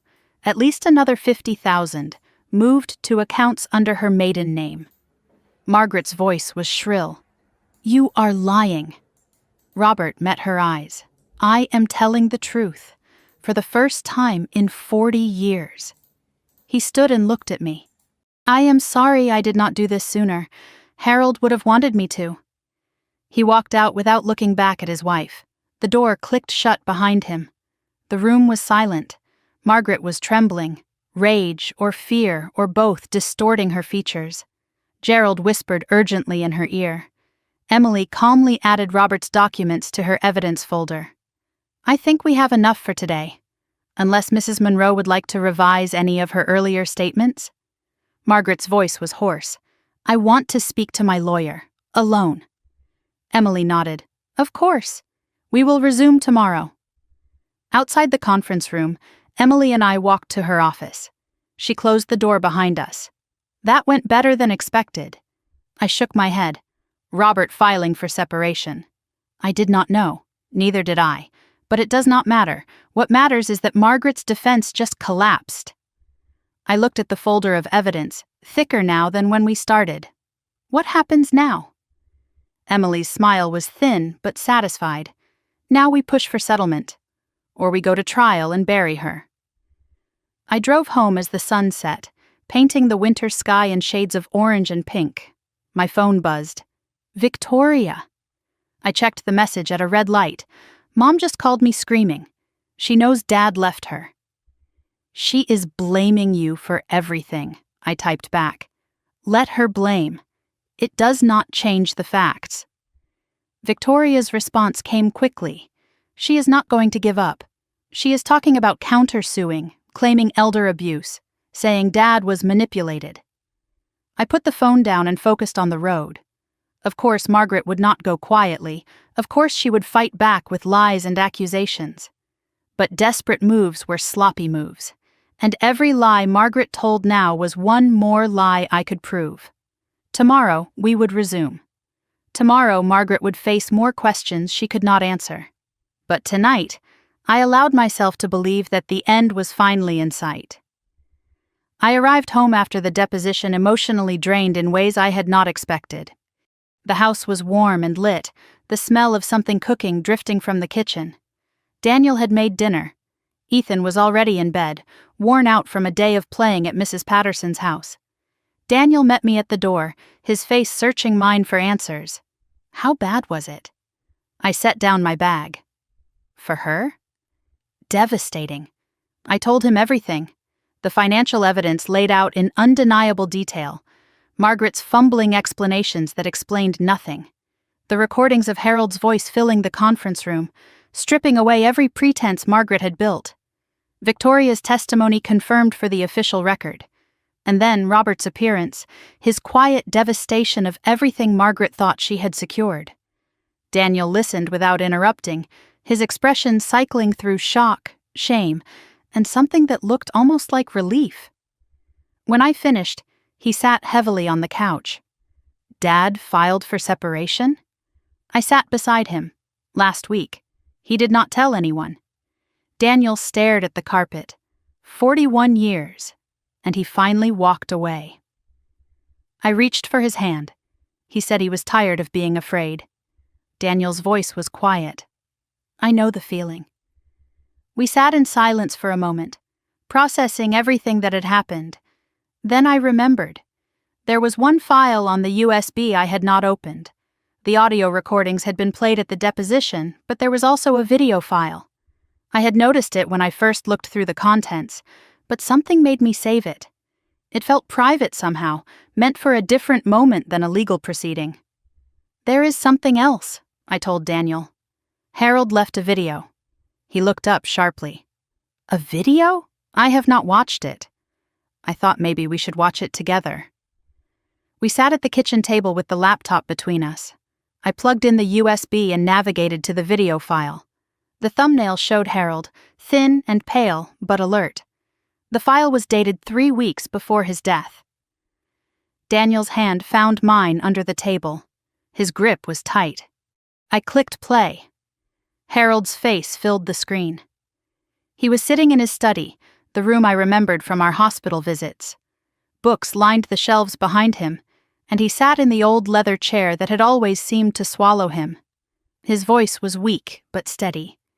If you are reading this, I am gone. And if Robert gave you this file, it means Margaret did exactly what I feared she would do. Daniel's breath caught beside me. Harold continued, his eyes seeming to look directly at us through the camera. I am recording this because I know my wife. I have known her for over 60 years. And I have watched her destroy anyone who does not serve her vision of what this family should be. Harold shifted in his chair, the movement clearly painful. Margaret was not always like this. Or maybe she was, and I was too young and too in love to see it. But over the years, I watched her push away anyone who threatened her control. My son Marcus, my grandson Tyler's mother, and now little Ethan. He paused and coughed, a harsh sound that spoke of his failing body. I tried to protect them all. I failed with Marcus. I was too weak to stand up to her then, but I will not fail Ethan. I felt tears on my cheeks. Beside me, Daniel was crying openly, his shoulders shaking with silent sobs. Harold leaned forward in his chair, his expression intensifying. In my will, I included a clause Margaret does not know about. If she violates her fiduciary duty, if she removes any beneficiary without legal cause or misuses the funds for personal gain, all remaining trust assets transfer automatically to an independent trustee. He smiled slightly. That trustee is Jessica. Robert has the documents. My hand flew to my mouth. I knew about the secondary trust, the $50,000 Harold had set aside. But this was different. This was the entire original trust, automatically transferred to my control because of Margaret's violations. Harold had set a trap that Margaret had walked directly into. Margaret thought she could wait me out, Harold said. She thought once I was gone she could do whatever she wanted. She was wrong. The video continued. Harold's expression softened, and when he spoke again, his voice was gentler. Daniel, if you are watching this, I am sorry. I am sorry I did not protect you better from your mother. I am sorry I let fear keep me silent for so long. Daniel made a sound beside me, half sob, half something else. Harold went on. You were always the gentle one, the peacemaker. But sometimes peace is not possible, son. Sometimes you have to fight for what is right, even when it hurts. He paused. I hope you have found the courage I never had. I hope you have chosen Jessica and Ethan over your mother's approval. If you have, I am proud of you. Daniel covered his face with his hands, his whole body shaking. I put my arm around him but did not speak. This moment belonged to him and his grandfather. Harold's eyes seemed to look directly at me through the screen. Jessica, I knew from the moment I met you that you were different.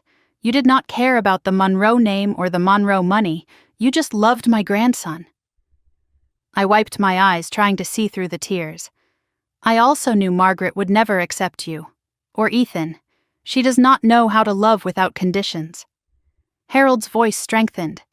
But you do. That is why I am trusting you with my legacy. Not the money, that is just paper. My legacy is making sure the children in this family know they are loved.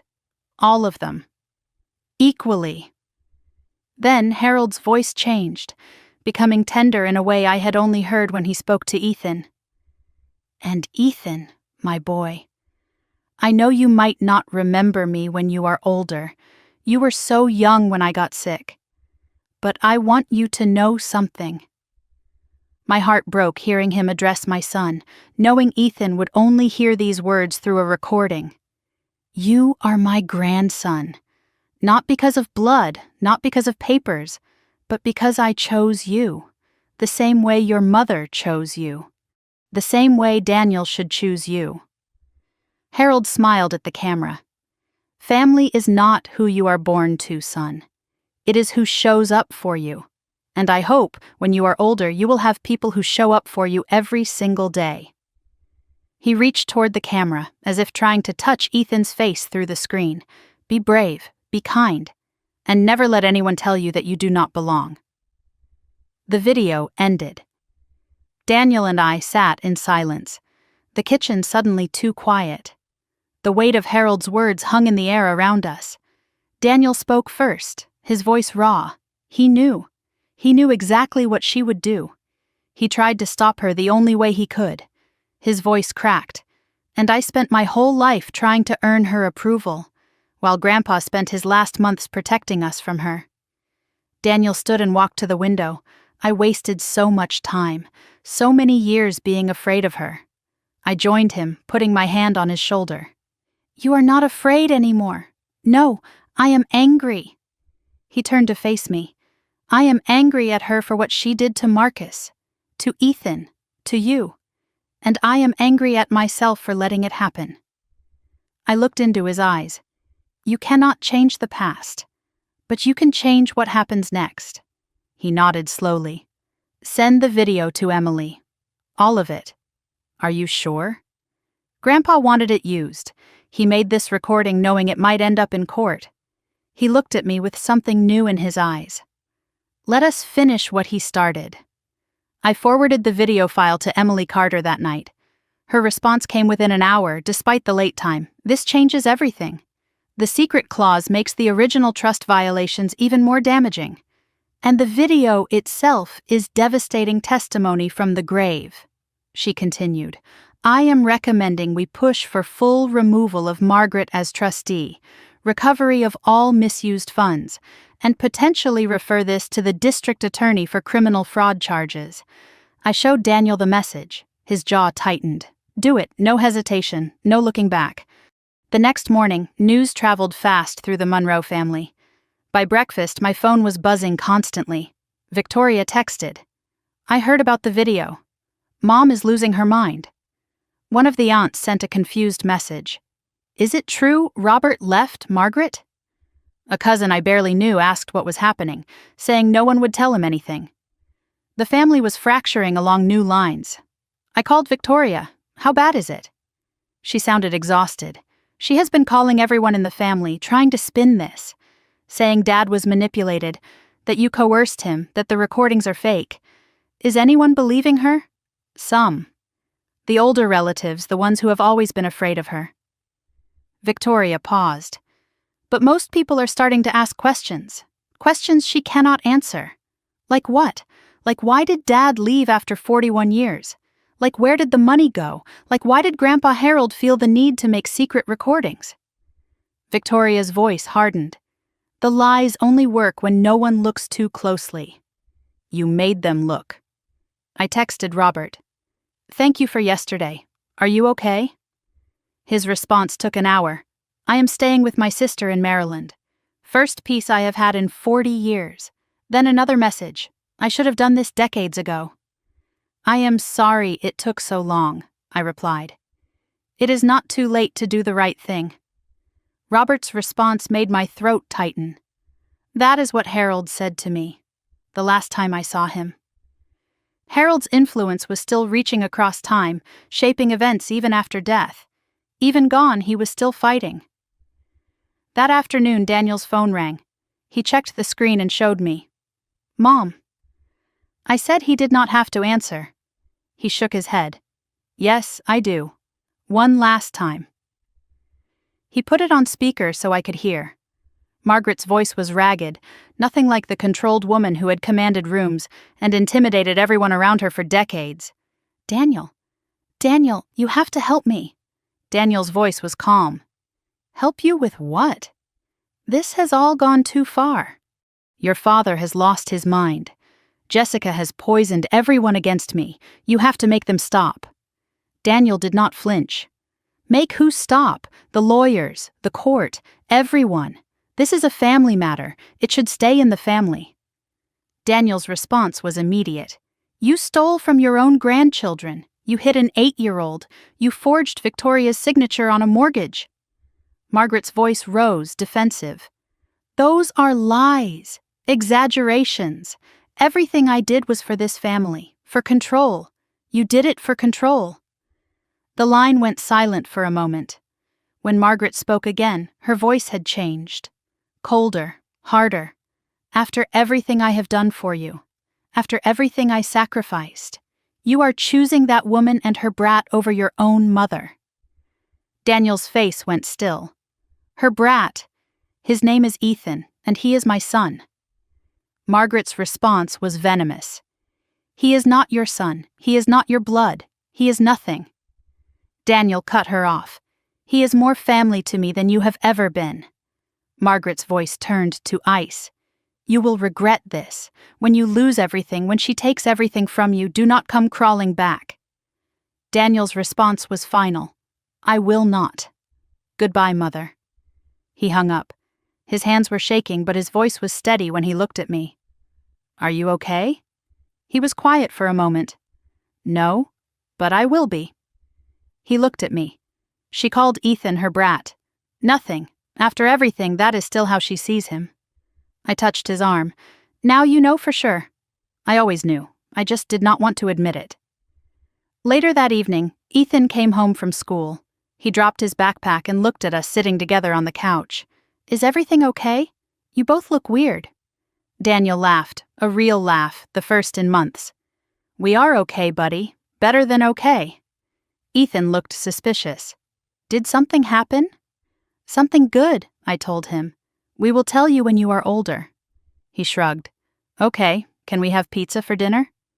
Daniel smiled. "Absolutely."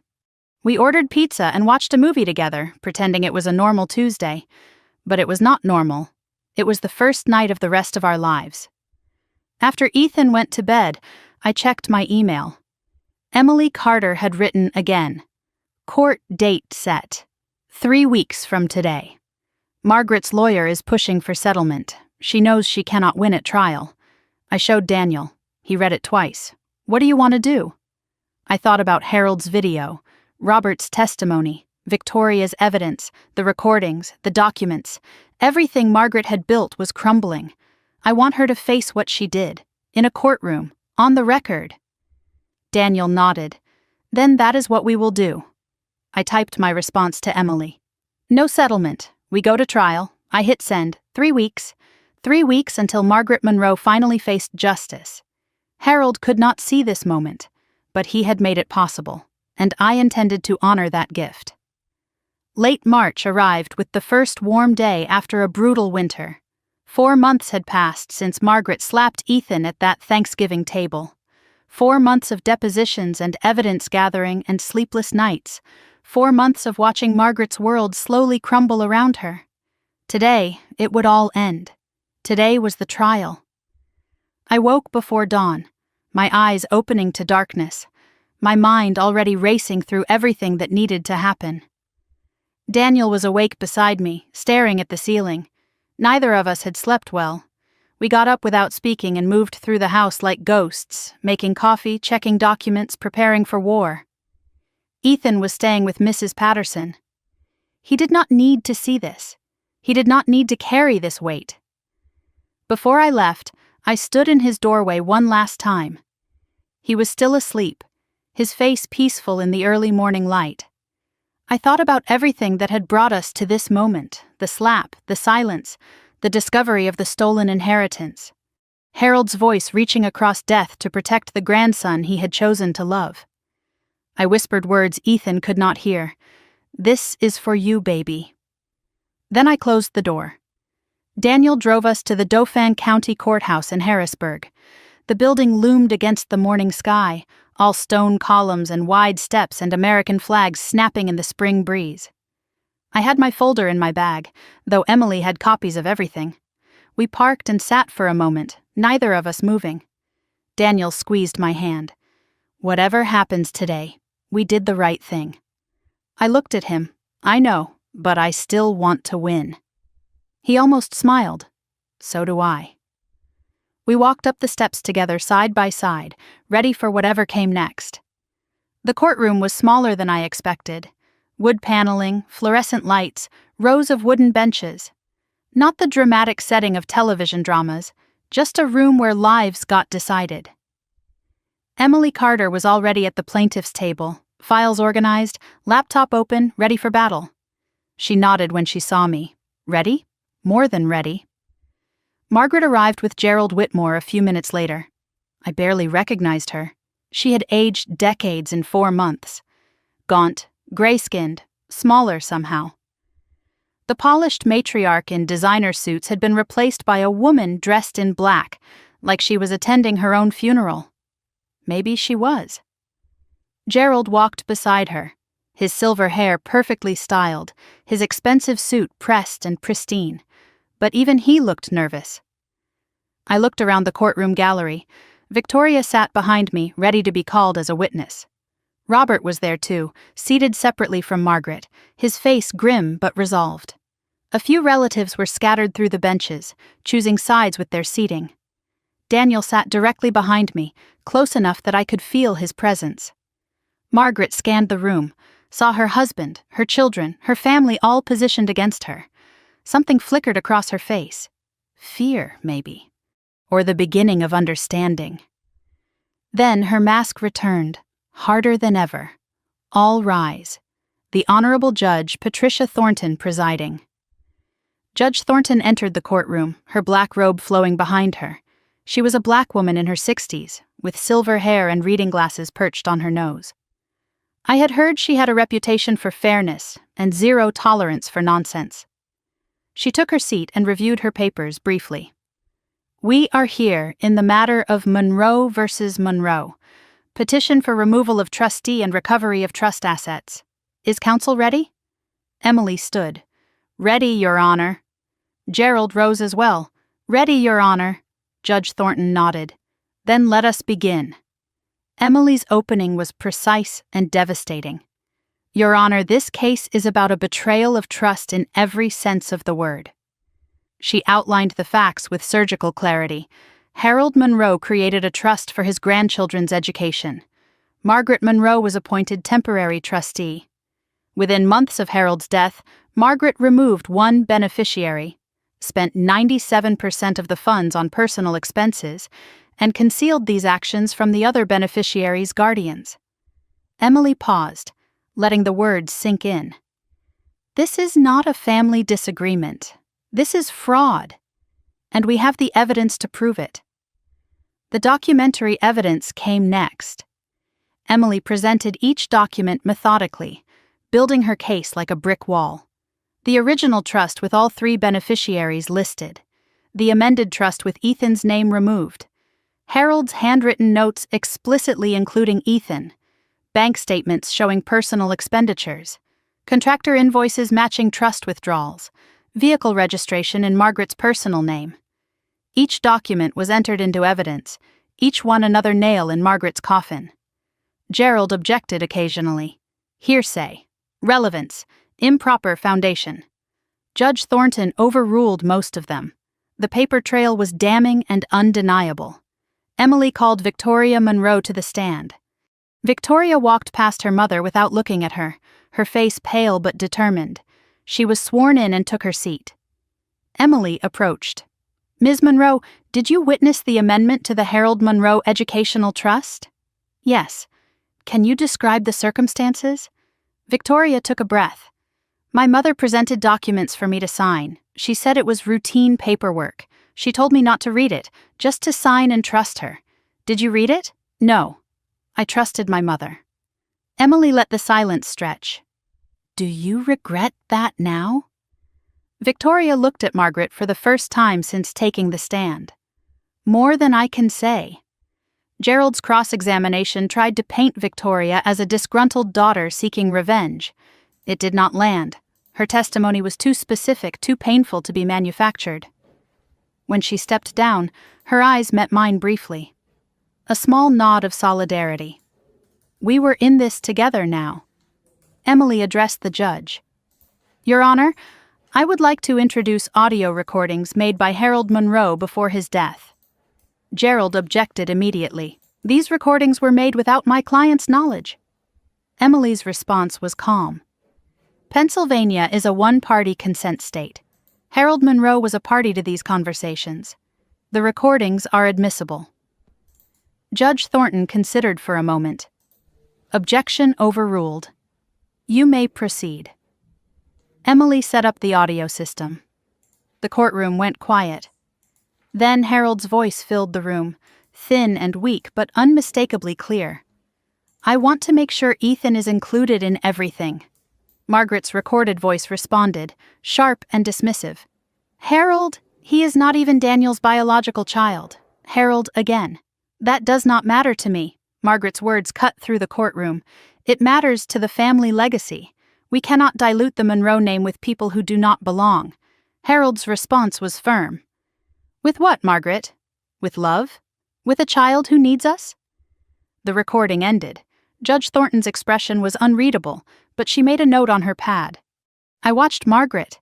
White as paper. Gerald was scribbling furiously. Emily spoke again. One more recording, Your Honor. She played the final file. Harold's voice, weaker now. I know what you are planning, Margaret. After I am gone, Margaret's dismissive laugh. You are imagining things. The medication is affecting your mind. Harold was not deterred. I am dying, not stupid. I have seen how you treat that boy. I have seen how you treat anyone who does not serve your purpose. A pause. Then Margaret's voice, cold and final. Then I suppose it is good you will not be around to see it. The recording ended. A murmur rippled through the gallery. Judge Thornton removed her glasses and looked directly at Margaret. Margaret stared straight ahead, jaw clenched, hands trembling in her lap. Then Emily played the video. Harold's face appeared on a screen, mounted on the courtroom wall.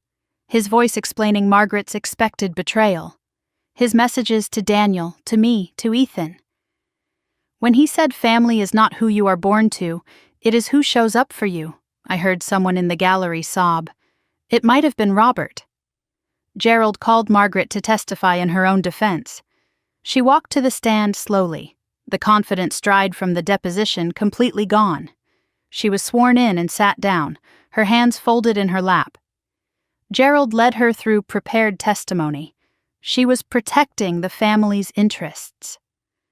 Harold was confused in his final months. The amendments were necessary corrections. The expenditures were legitimate trust business. Her voice was controlled, rehearsed, but her eyes kept darting to the evidence folders on Emily's table. Emily approached for cross-examination. Mrs. Monroe, you testified that Harold was confused, but he managed to make detailed recordings, write clear notes, and establish a secondary trust with specific provisions. Does that sound confused to you? Margaret's answer came too quickly. He had good days and bad days. Emily nodded. These recordings span several weeks. A lot of good days. Margaret did not respond. Emily continued. You also testified that you were protecting family interests. Whose interests were protected when you renovated your kitchen with trust funds? Margaret's voice tightened. The property needed maintenance. Your personal residence is not trust property, Mrs. Monroe. Emily stepped closer. Let me ask you directly. Why did you remove Ethan Wilson Monroe from the trust? Margaret's composure finally cracked. Because he is not a Monroe. Harold included him specifically. Harold was wrong. Emily's voice was soft, almost gentle. Wrong to love his grandson? Margaret's voice rose, something breaking loose inside her. That boy is not his grandson. He is not Daniel's son. He is not family. He is nothing but a reminder that my son married beneath him. She stopped, realizing what she had said. The courtroom was frozen. Judge Thornton leaned forward. Mrs. Monroe, are you stating that you removed a beneficiary based on personal prejudice rather than any legal or fiduciary concern? Margaret looked at her lawyer, then back at the judge. Her voice was barely audible. I was protecting the family. Judge Thornton's expression was ice. That is not what I asked. Margaret did not answer. Gerald's closing argument was brief and defensive, full of appeals to family privacy and reconciliation. It sounded hollow after what the courtroom had just witnessed. Emily's closing was surgical. Harold Monroe created a trust to protect his grandchildren. All of them. Margaret Monroe violated that trust legally, financially, and morally. She stole from children, she lied under oath. And when pressed, she revealed that her actions were driven not by fiduciary concern, but by prejudice against an 8-year-old boy who had done nothing wrong except exist. Emily paused. The evidence is clear. The remedy is straightforward. Remove her as trustee. Restore the stolen funds. And send a message that this court will not tolerate the abuse of power over children. Judge Thornton took several minutes to review her notes. The silence was agonizing. Finally, she spoke. I have reviewed the evidence carefully. The recordings, the documents, the testimony all point to a clear pattern of breach of fiduciary duty. She looked directly at Margaret. Mrs. Monroe, you were entrusted with your late father-in-law's legacy. You used that position to exclude a child from his rightful inheritance based on personal bias. You spent trust funds on personal luxuries. You concealed your actions from those entitled to know. And in this courtroom today, you revealed that your motivations had nothing to do with protecting anyone except yourself. Judge Thornton continued, I am ordering the following. Margaret Monroe is immediately removed as trustee of the Harold Monroe Educational Trust. All funds improperly withdrawn, totaling $447,582, are to be repaid to the trust with interest. Additional penalties of $50,000 for breach of fiduciary duty. Legal fees and court costs to be borne by the defendant. And this matter is being referred to the District Attorney's Office for potential criminal fraud charges. She closed her folder. Court is adjourned. The gavel fell. The courtroom erupted in murmurs. Gerald was speaking urgently to Margaret, but she was not listening. She was staring at the table, motionless, defeated. Victoria walked past her mother toward the exit without a word, without a glance. Robert followed, stopping briefly to look at the woman he had been married to for 41 years. He shook his head slowly, then walked out. Daniel found me and wrapped his arms around me. It is over, he whispered. I held him tight. Not yet. But the hard part is done. Emily approached us. The repayment order is enforceable immediately. She will have to liquidate assets. Probably the house. I nodded. And the criminal referral? That is out of our hands now. But based on today, I would not want to be her. As we left the courtroom, I passed Margaret. For a moment, our eyes met. I expected to see hatred, defiance, the old Margaret who had controlled everyone around her for decades. Instead, I saw something I had not expected: emptiness. Margaret Monroe, the woman who had commanded rooms and destroyed anyone who crossed her, had finally run out of moves. I did not gloat. I did not say anything. I just walked past her, into the sunlight, toward home, toward Ethan. The trial was over, but the healing had just begun.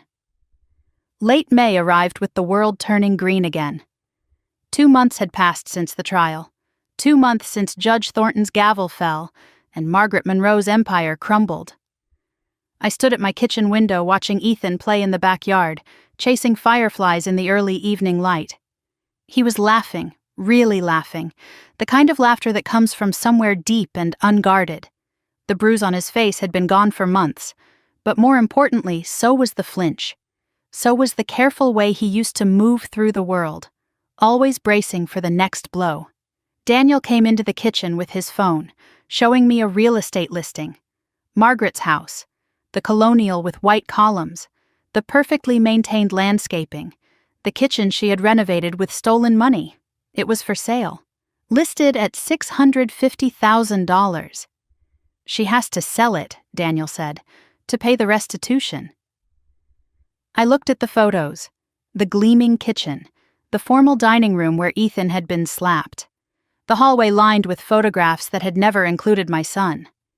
There is a word for this, I thought. Karma. But I did not feel triumphant. I just felt tired. Emily Carter's final accounting had arrived the previous week. The numbers were staggering. Total restitution ordered, $447,000 plus interest. Penalty for breach of fiduciary duty, $50,000. Legal fees, $38,000. Total Margaret owed, approximately $540,000. The house sale would cover most of it. Whatever was left, she would be paying for years.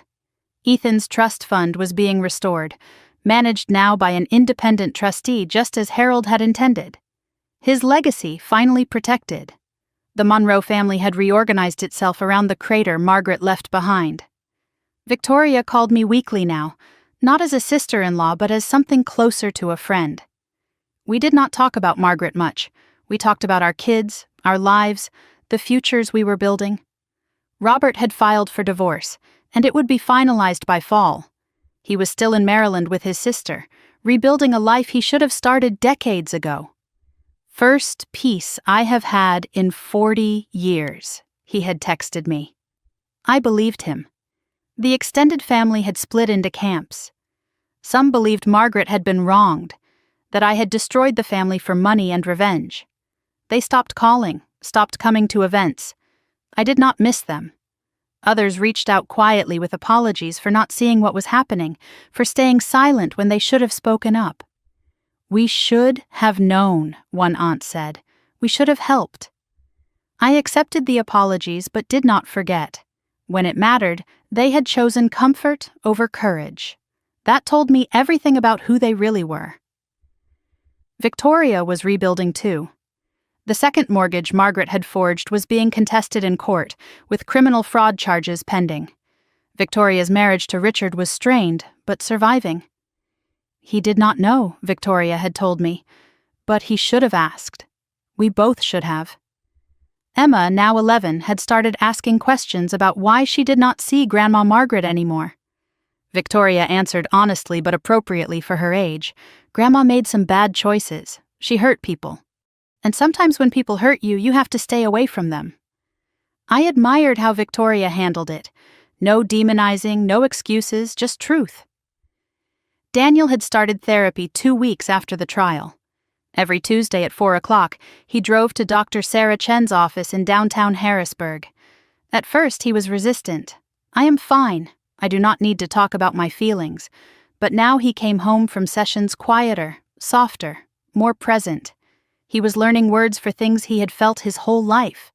Enmeshment, emotional manipulation, conditional love.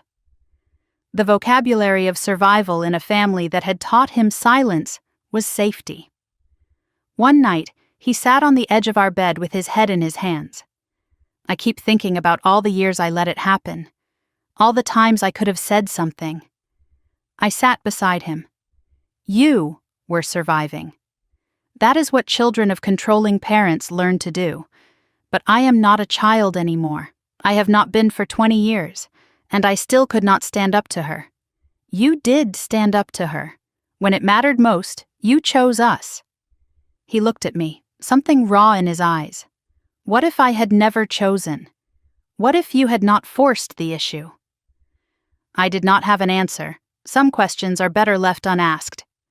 3 weeks ago, Daniel had made a phone call he had been avoiding for 23 years. Marcus answered on the second ring. The conversation was awkward at first. Too much time and too much silence between them. But then Marcus said something that changed everything. I always hoped you would call. I never stopped hoping. They had talked 4 times since then. Marcus and Keisha had 3 kids now, teenagers almost grown. Cousins Ethan had never met. "I want to change that," Daniel told me. "I want Ethan to know his real family." "Then let us make it happen," I said. We were planning a trip to Chicago for the summer, a family reunion 23 years overdue. The biggest change was in Daniel's relationship with Ethan. He was present now in ways he had not been before. Homework help every evening, bedtime stories read in funny voices, weekend adventures to parks and museums and anywhere Ethan wanted to go. Last Saturday, they built a birdhouse together. It was crooked and imperfect and absolutely beautiful. Ethan kept it on his windowsill. "Dad made this with me," he told everyone who visited. Daniel teared up every time he heard it. Ethan had been seeing a child therapist too. Dr. Williams specialized in family trauma, and the sessions were play-based, gentle, effective. I did not know everything they discussed. That was Ethan's space, but I saw the results. He slept through the night now. No more nightmares about being pushed, about falling, about voices telling him he did not belong. He was louder than he used to be. He took up space, stated opinions, disagreed openly. Last week he argued with me about bedtime for 15 minutes. I let him win, not because he was right, but because watching him advocate for himself felt like victory. The question he used to ask, the one that haunted me, had stopped. Am I real family? One evening, I realized I could not remember the last time he had said it. I asked him gently, "Ethan, do you know you are part of this family? Really know it?" He looked at me like the question was strange. "Of course, Mom. You are my family. Dad is my family. That is how it works." So simple, so obvious to him now. The doubt Margaret had planted had withered and died. In its place, something stronger had grown. There was a new photo on the refrigerator, taken last month at a picnic in the park, me, Daniel, Ethan, all laughing at something off camera. Ethan had put it there himself. "That is us," he said when he taped it up. "That is our family." No one questioned it. No one needed to. A Tuesday afternoon in early June, Daniel was at therapy, Ethan at a friend's house. I was alone when the doorbell rang. I checked the peephole and my stomach dropped. Margaret stood on the front porch. She looked smaller than ever, thin and hunched, dressed in clothes that seemed too big for her frame. She was holding something, a small wrapped package. I opened the door but did not invite her in. "Margaret."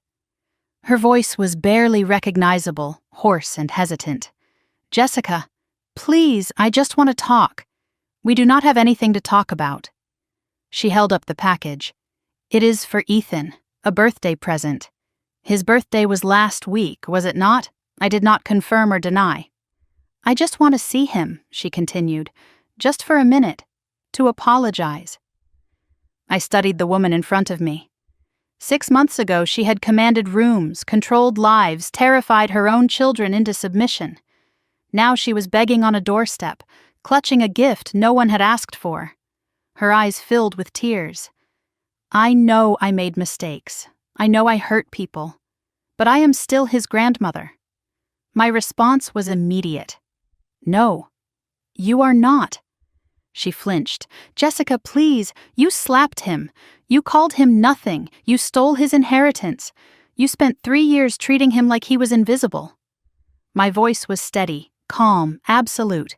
"You had years to be his grandmother. You chose cruelty instead." Margaret's voice cracked. "I can change. People change. Maybe. But you do not get to practice that change on my son." I took the package from her hands. "I will give this to him, but you will not." Her face crumpled. "When can I see him?" I met her eyes.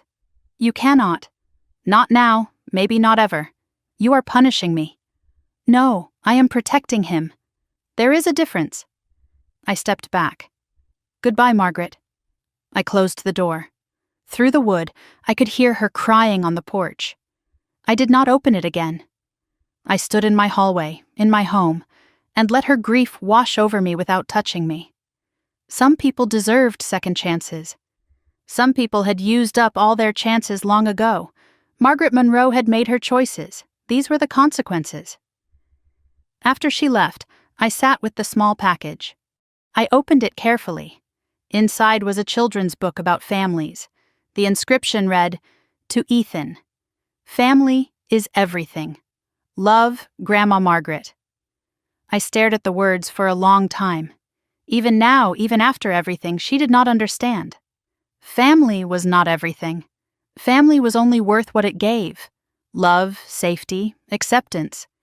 Margaret had given none of those things.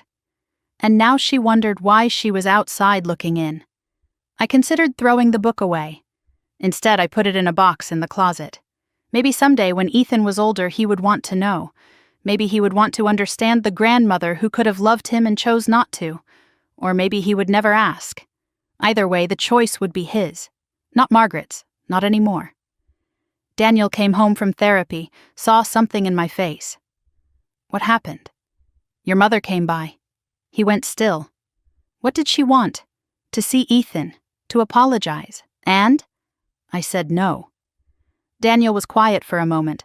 Then, good. He did not ask if I had been too harsh. He did not suggest we reconsider. He trusted my judgment. That trust was new, hard-won, precious. I reached for his hand. "How was therapy?" He almost smiled. "Progress. Slow, but progress. That is all we can ask for."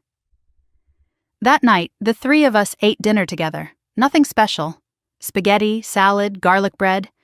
Ethan talked about his day, a friend's new puppy, a math test he had aced, a book he was reading about dragons, normal things, child things, the conversation Margaret would never be part of. I tucked Ethan in, same as every night. He was holding a stuffed bear, one Harold had given him before he died. "Mom, yeah, baby, I am happy." The words were simple, but they hit me like a wave. "I am happy too, sweetheart." He smiled, closed his eyes. I watched him for a long moment. Then I turned off the light. Later, I stood at the kitchen window again. The backyard was dark now, fireflies blinking in the shadows. My phone buzzed. A text from Victoria. "Mom is moving." She found an apartment across town. Small, no yard. I read it twice. The colonial house with white columns, gone. The matriarch's throne, dissolved. Margaret Monroe, downsized to a small apartment, alone. Justice was not always loud. Sometimes it was quiet. A slow fade from power to nothing. I did not respond to the text. I just stood in my kitchen, in my home, with my family asleep upstairs. And for the first time in a very long time, I felt completely at peace. Thanksgiving morning, 1 year to the day since everything changed. I woke to the smell of coffee and the sound of laughter drifting up from downstairs. For a moment I lay still in bed, just listening. Daniel's voice, warm and teasing. Ethan's giggle, high and bright.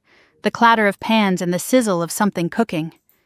This is what peace sounds like, I thought. This is what we fought for.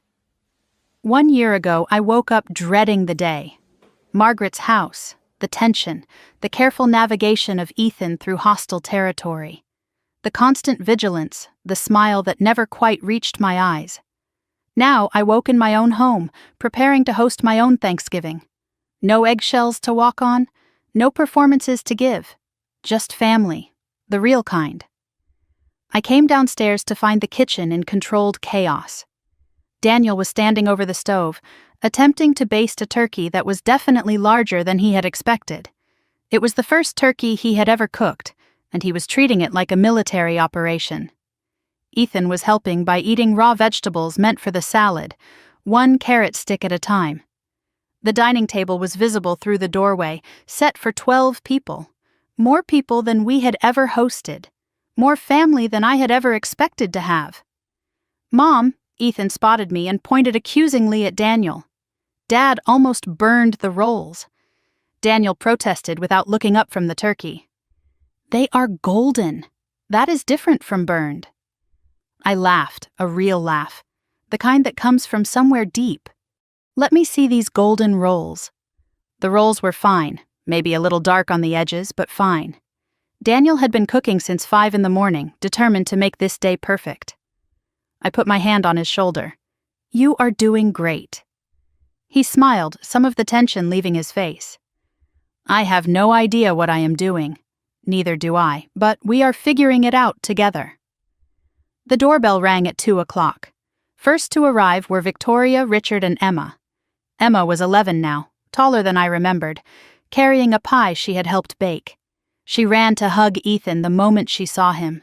Cousins who had become friends over the past year, connected now by something stronger than blood. Victoria embraced me in the doorway. "The house smells amazing." I laughed. "Daniel has been cooking since dawn. I am afraid to look in the kitchen." She grinned. "At least he is trying." Richard still thinks cooking means ordering takeout. The easy warmth between us still surprised me sometimes. We had been strangers a year ago, separated by Margaret's manipulation and our own fear. Now Victoria was the sister I had never had. We talked on the phone every week. Our kids played together. We were building something new on the ruins of what Margaret had destroyed.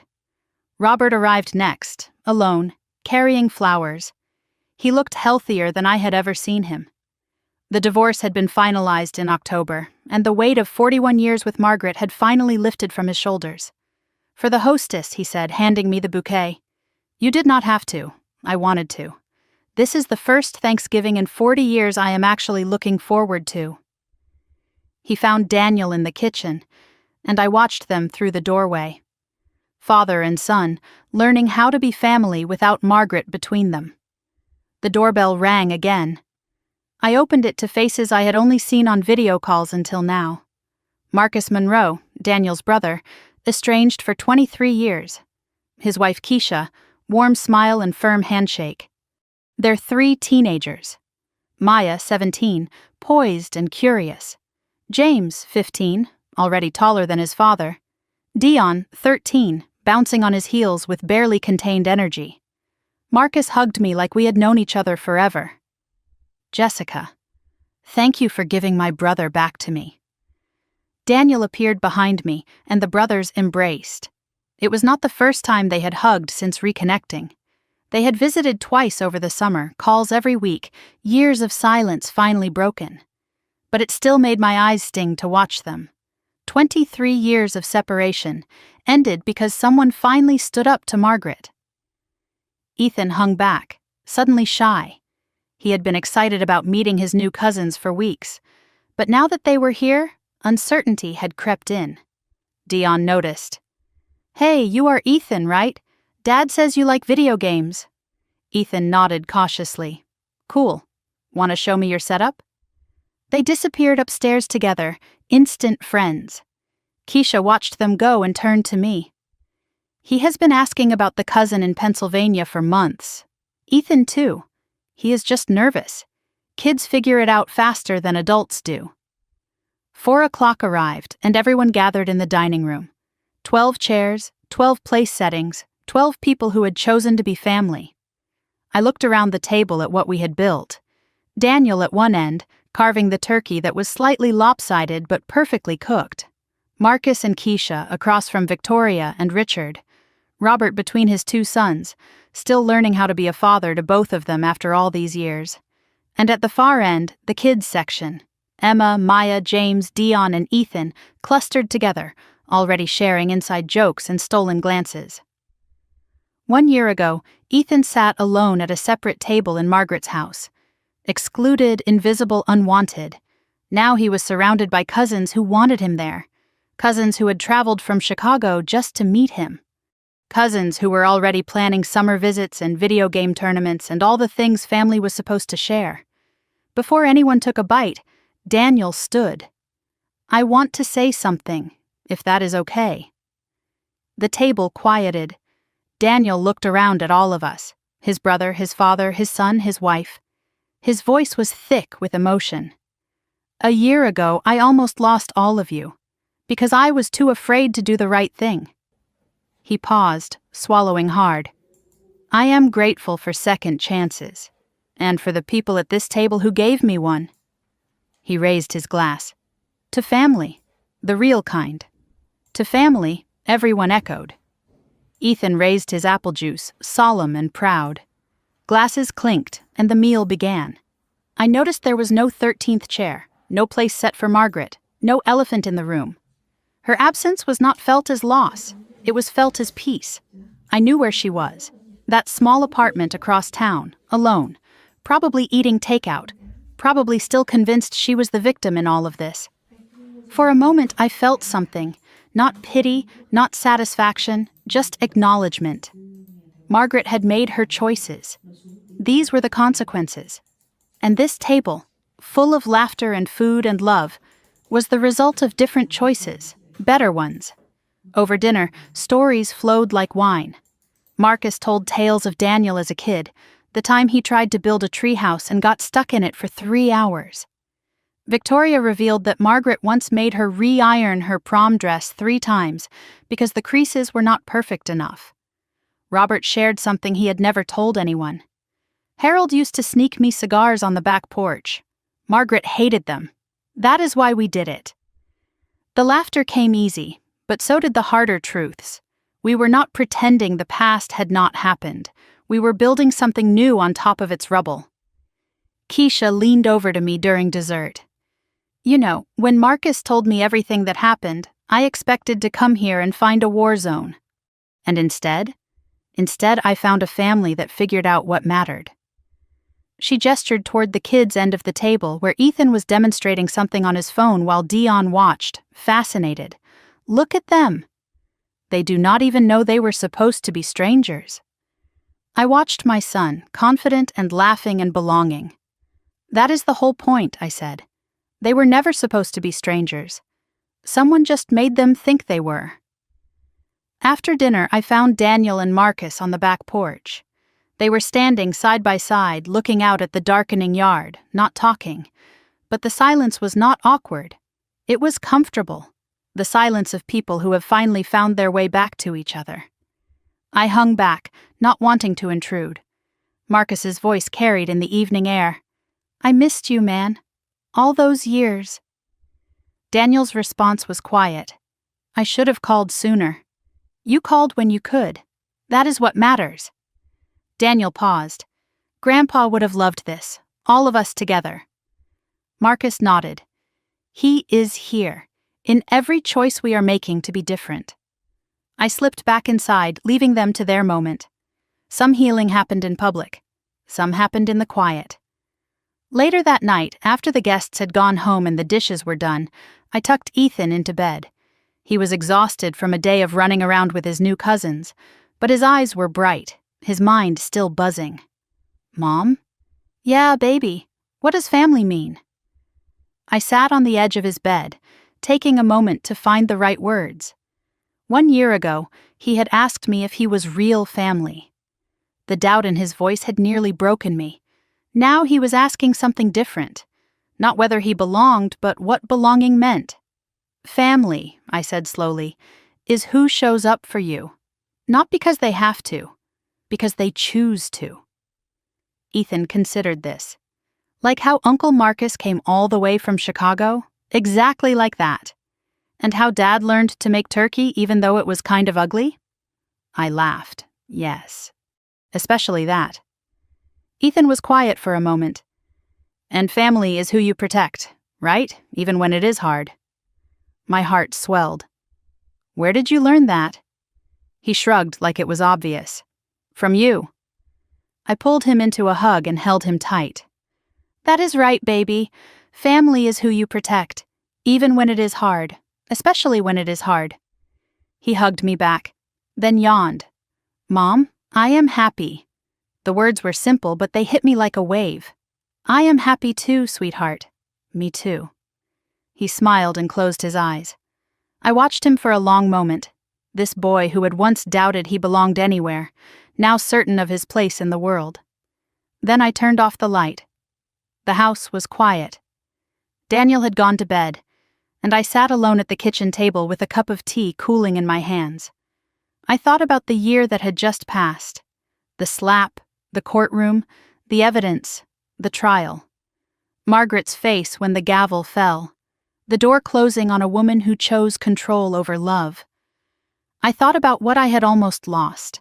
My son's confidence, my husband's presence, my own peace.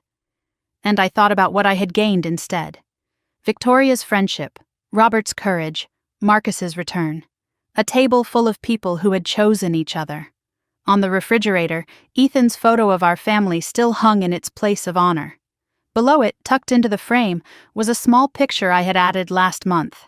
Harold Monroe holding a young Daniel on his lap, both of them laughing at something off camera. Family is not who you are born to, Harold's voice echoed in my memory. It is who shows up for you.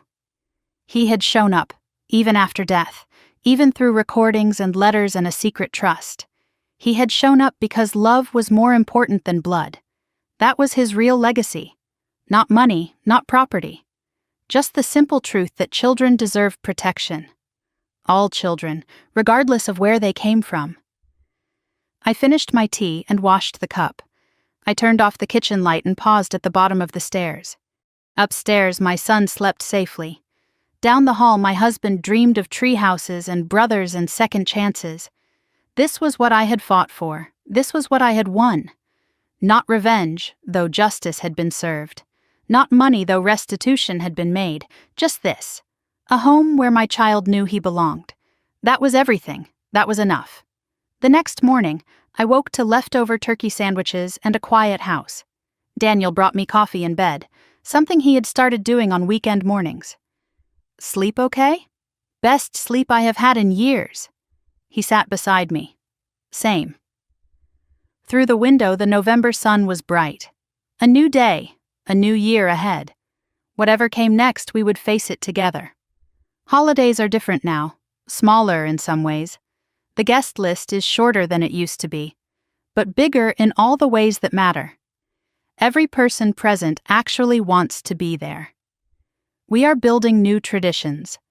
Crooked turkeys and too loud kids and imperfect, beautiful chaos. Ethan does not flinch anymore. He takes up space. He laughs without checking the room first. So do I. We lost people who were never really family. We kept the ones who showed up when it mattered. And that, in the end, is everything. Some stories end with the villain losing everything. This one does too. Margaret lost her house, her husband, her children, her grandchildren. Everything she tried so hard to control slipped through her fingers the moment she raised her hand against a child. But this story is not really about her. It is about a boy who learned he belonged, a husband who found his courage, a family that chose love over silence. If this story stayed with you, if you saw pieces of your own journey in these words, I hope you carry one thing forward. It is never too late to protect someone who needs you, even when it is hard. Especially when it is hard. Thank you for being here until the end. Your time means everything to me.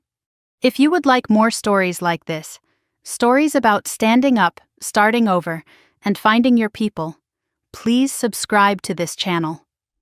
Hit the notification bell so you never miss a new story. And if this one touched your heart, leave a comment below. Tell me about the family you have chosen, the boundaries you have built, or the person you protected when no one else would. Because every story shared is proof that we are not alone, and we never were. This story is fictionalized for dramatic effect.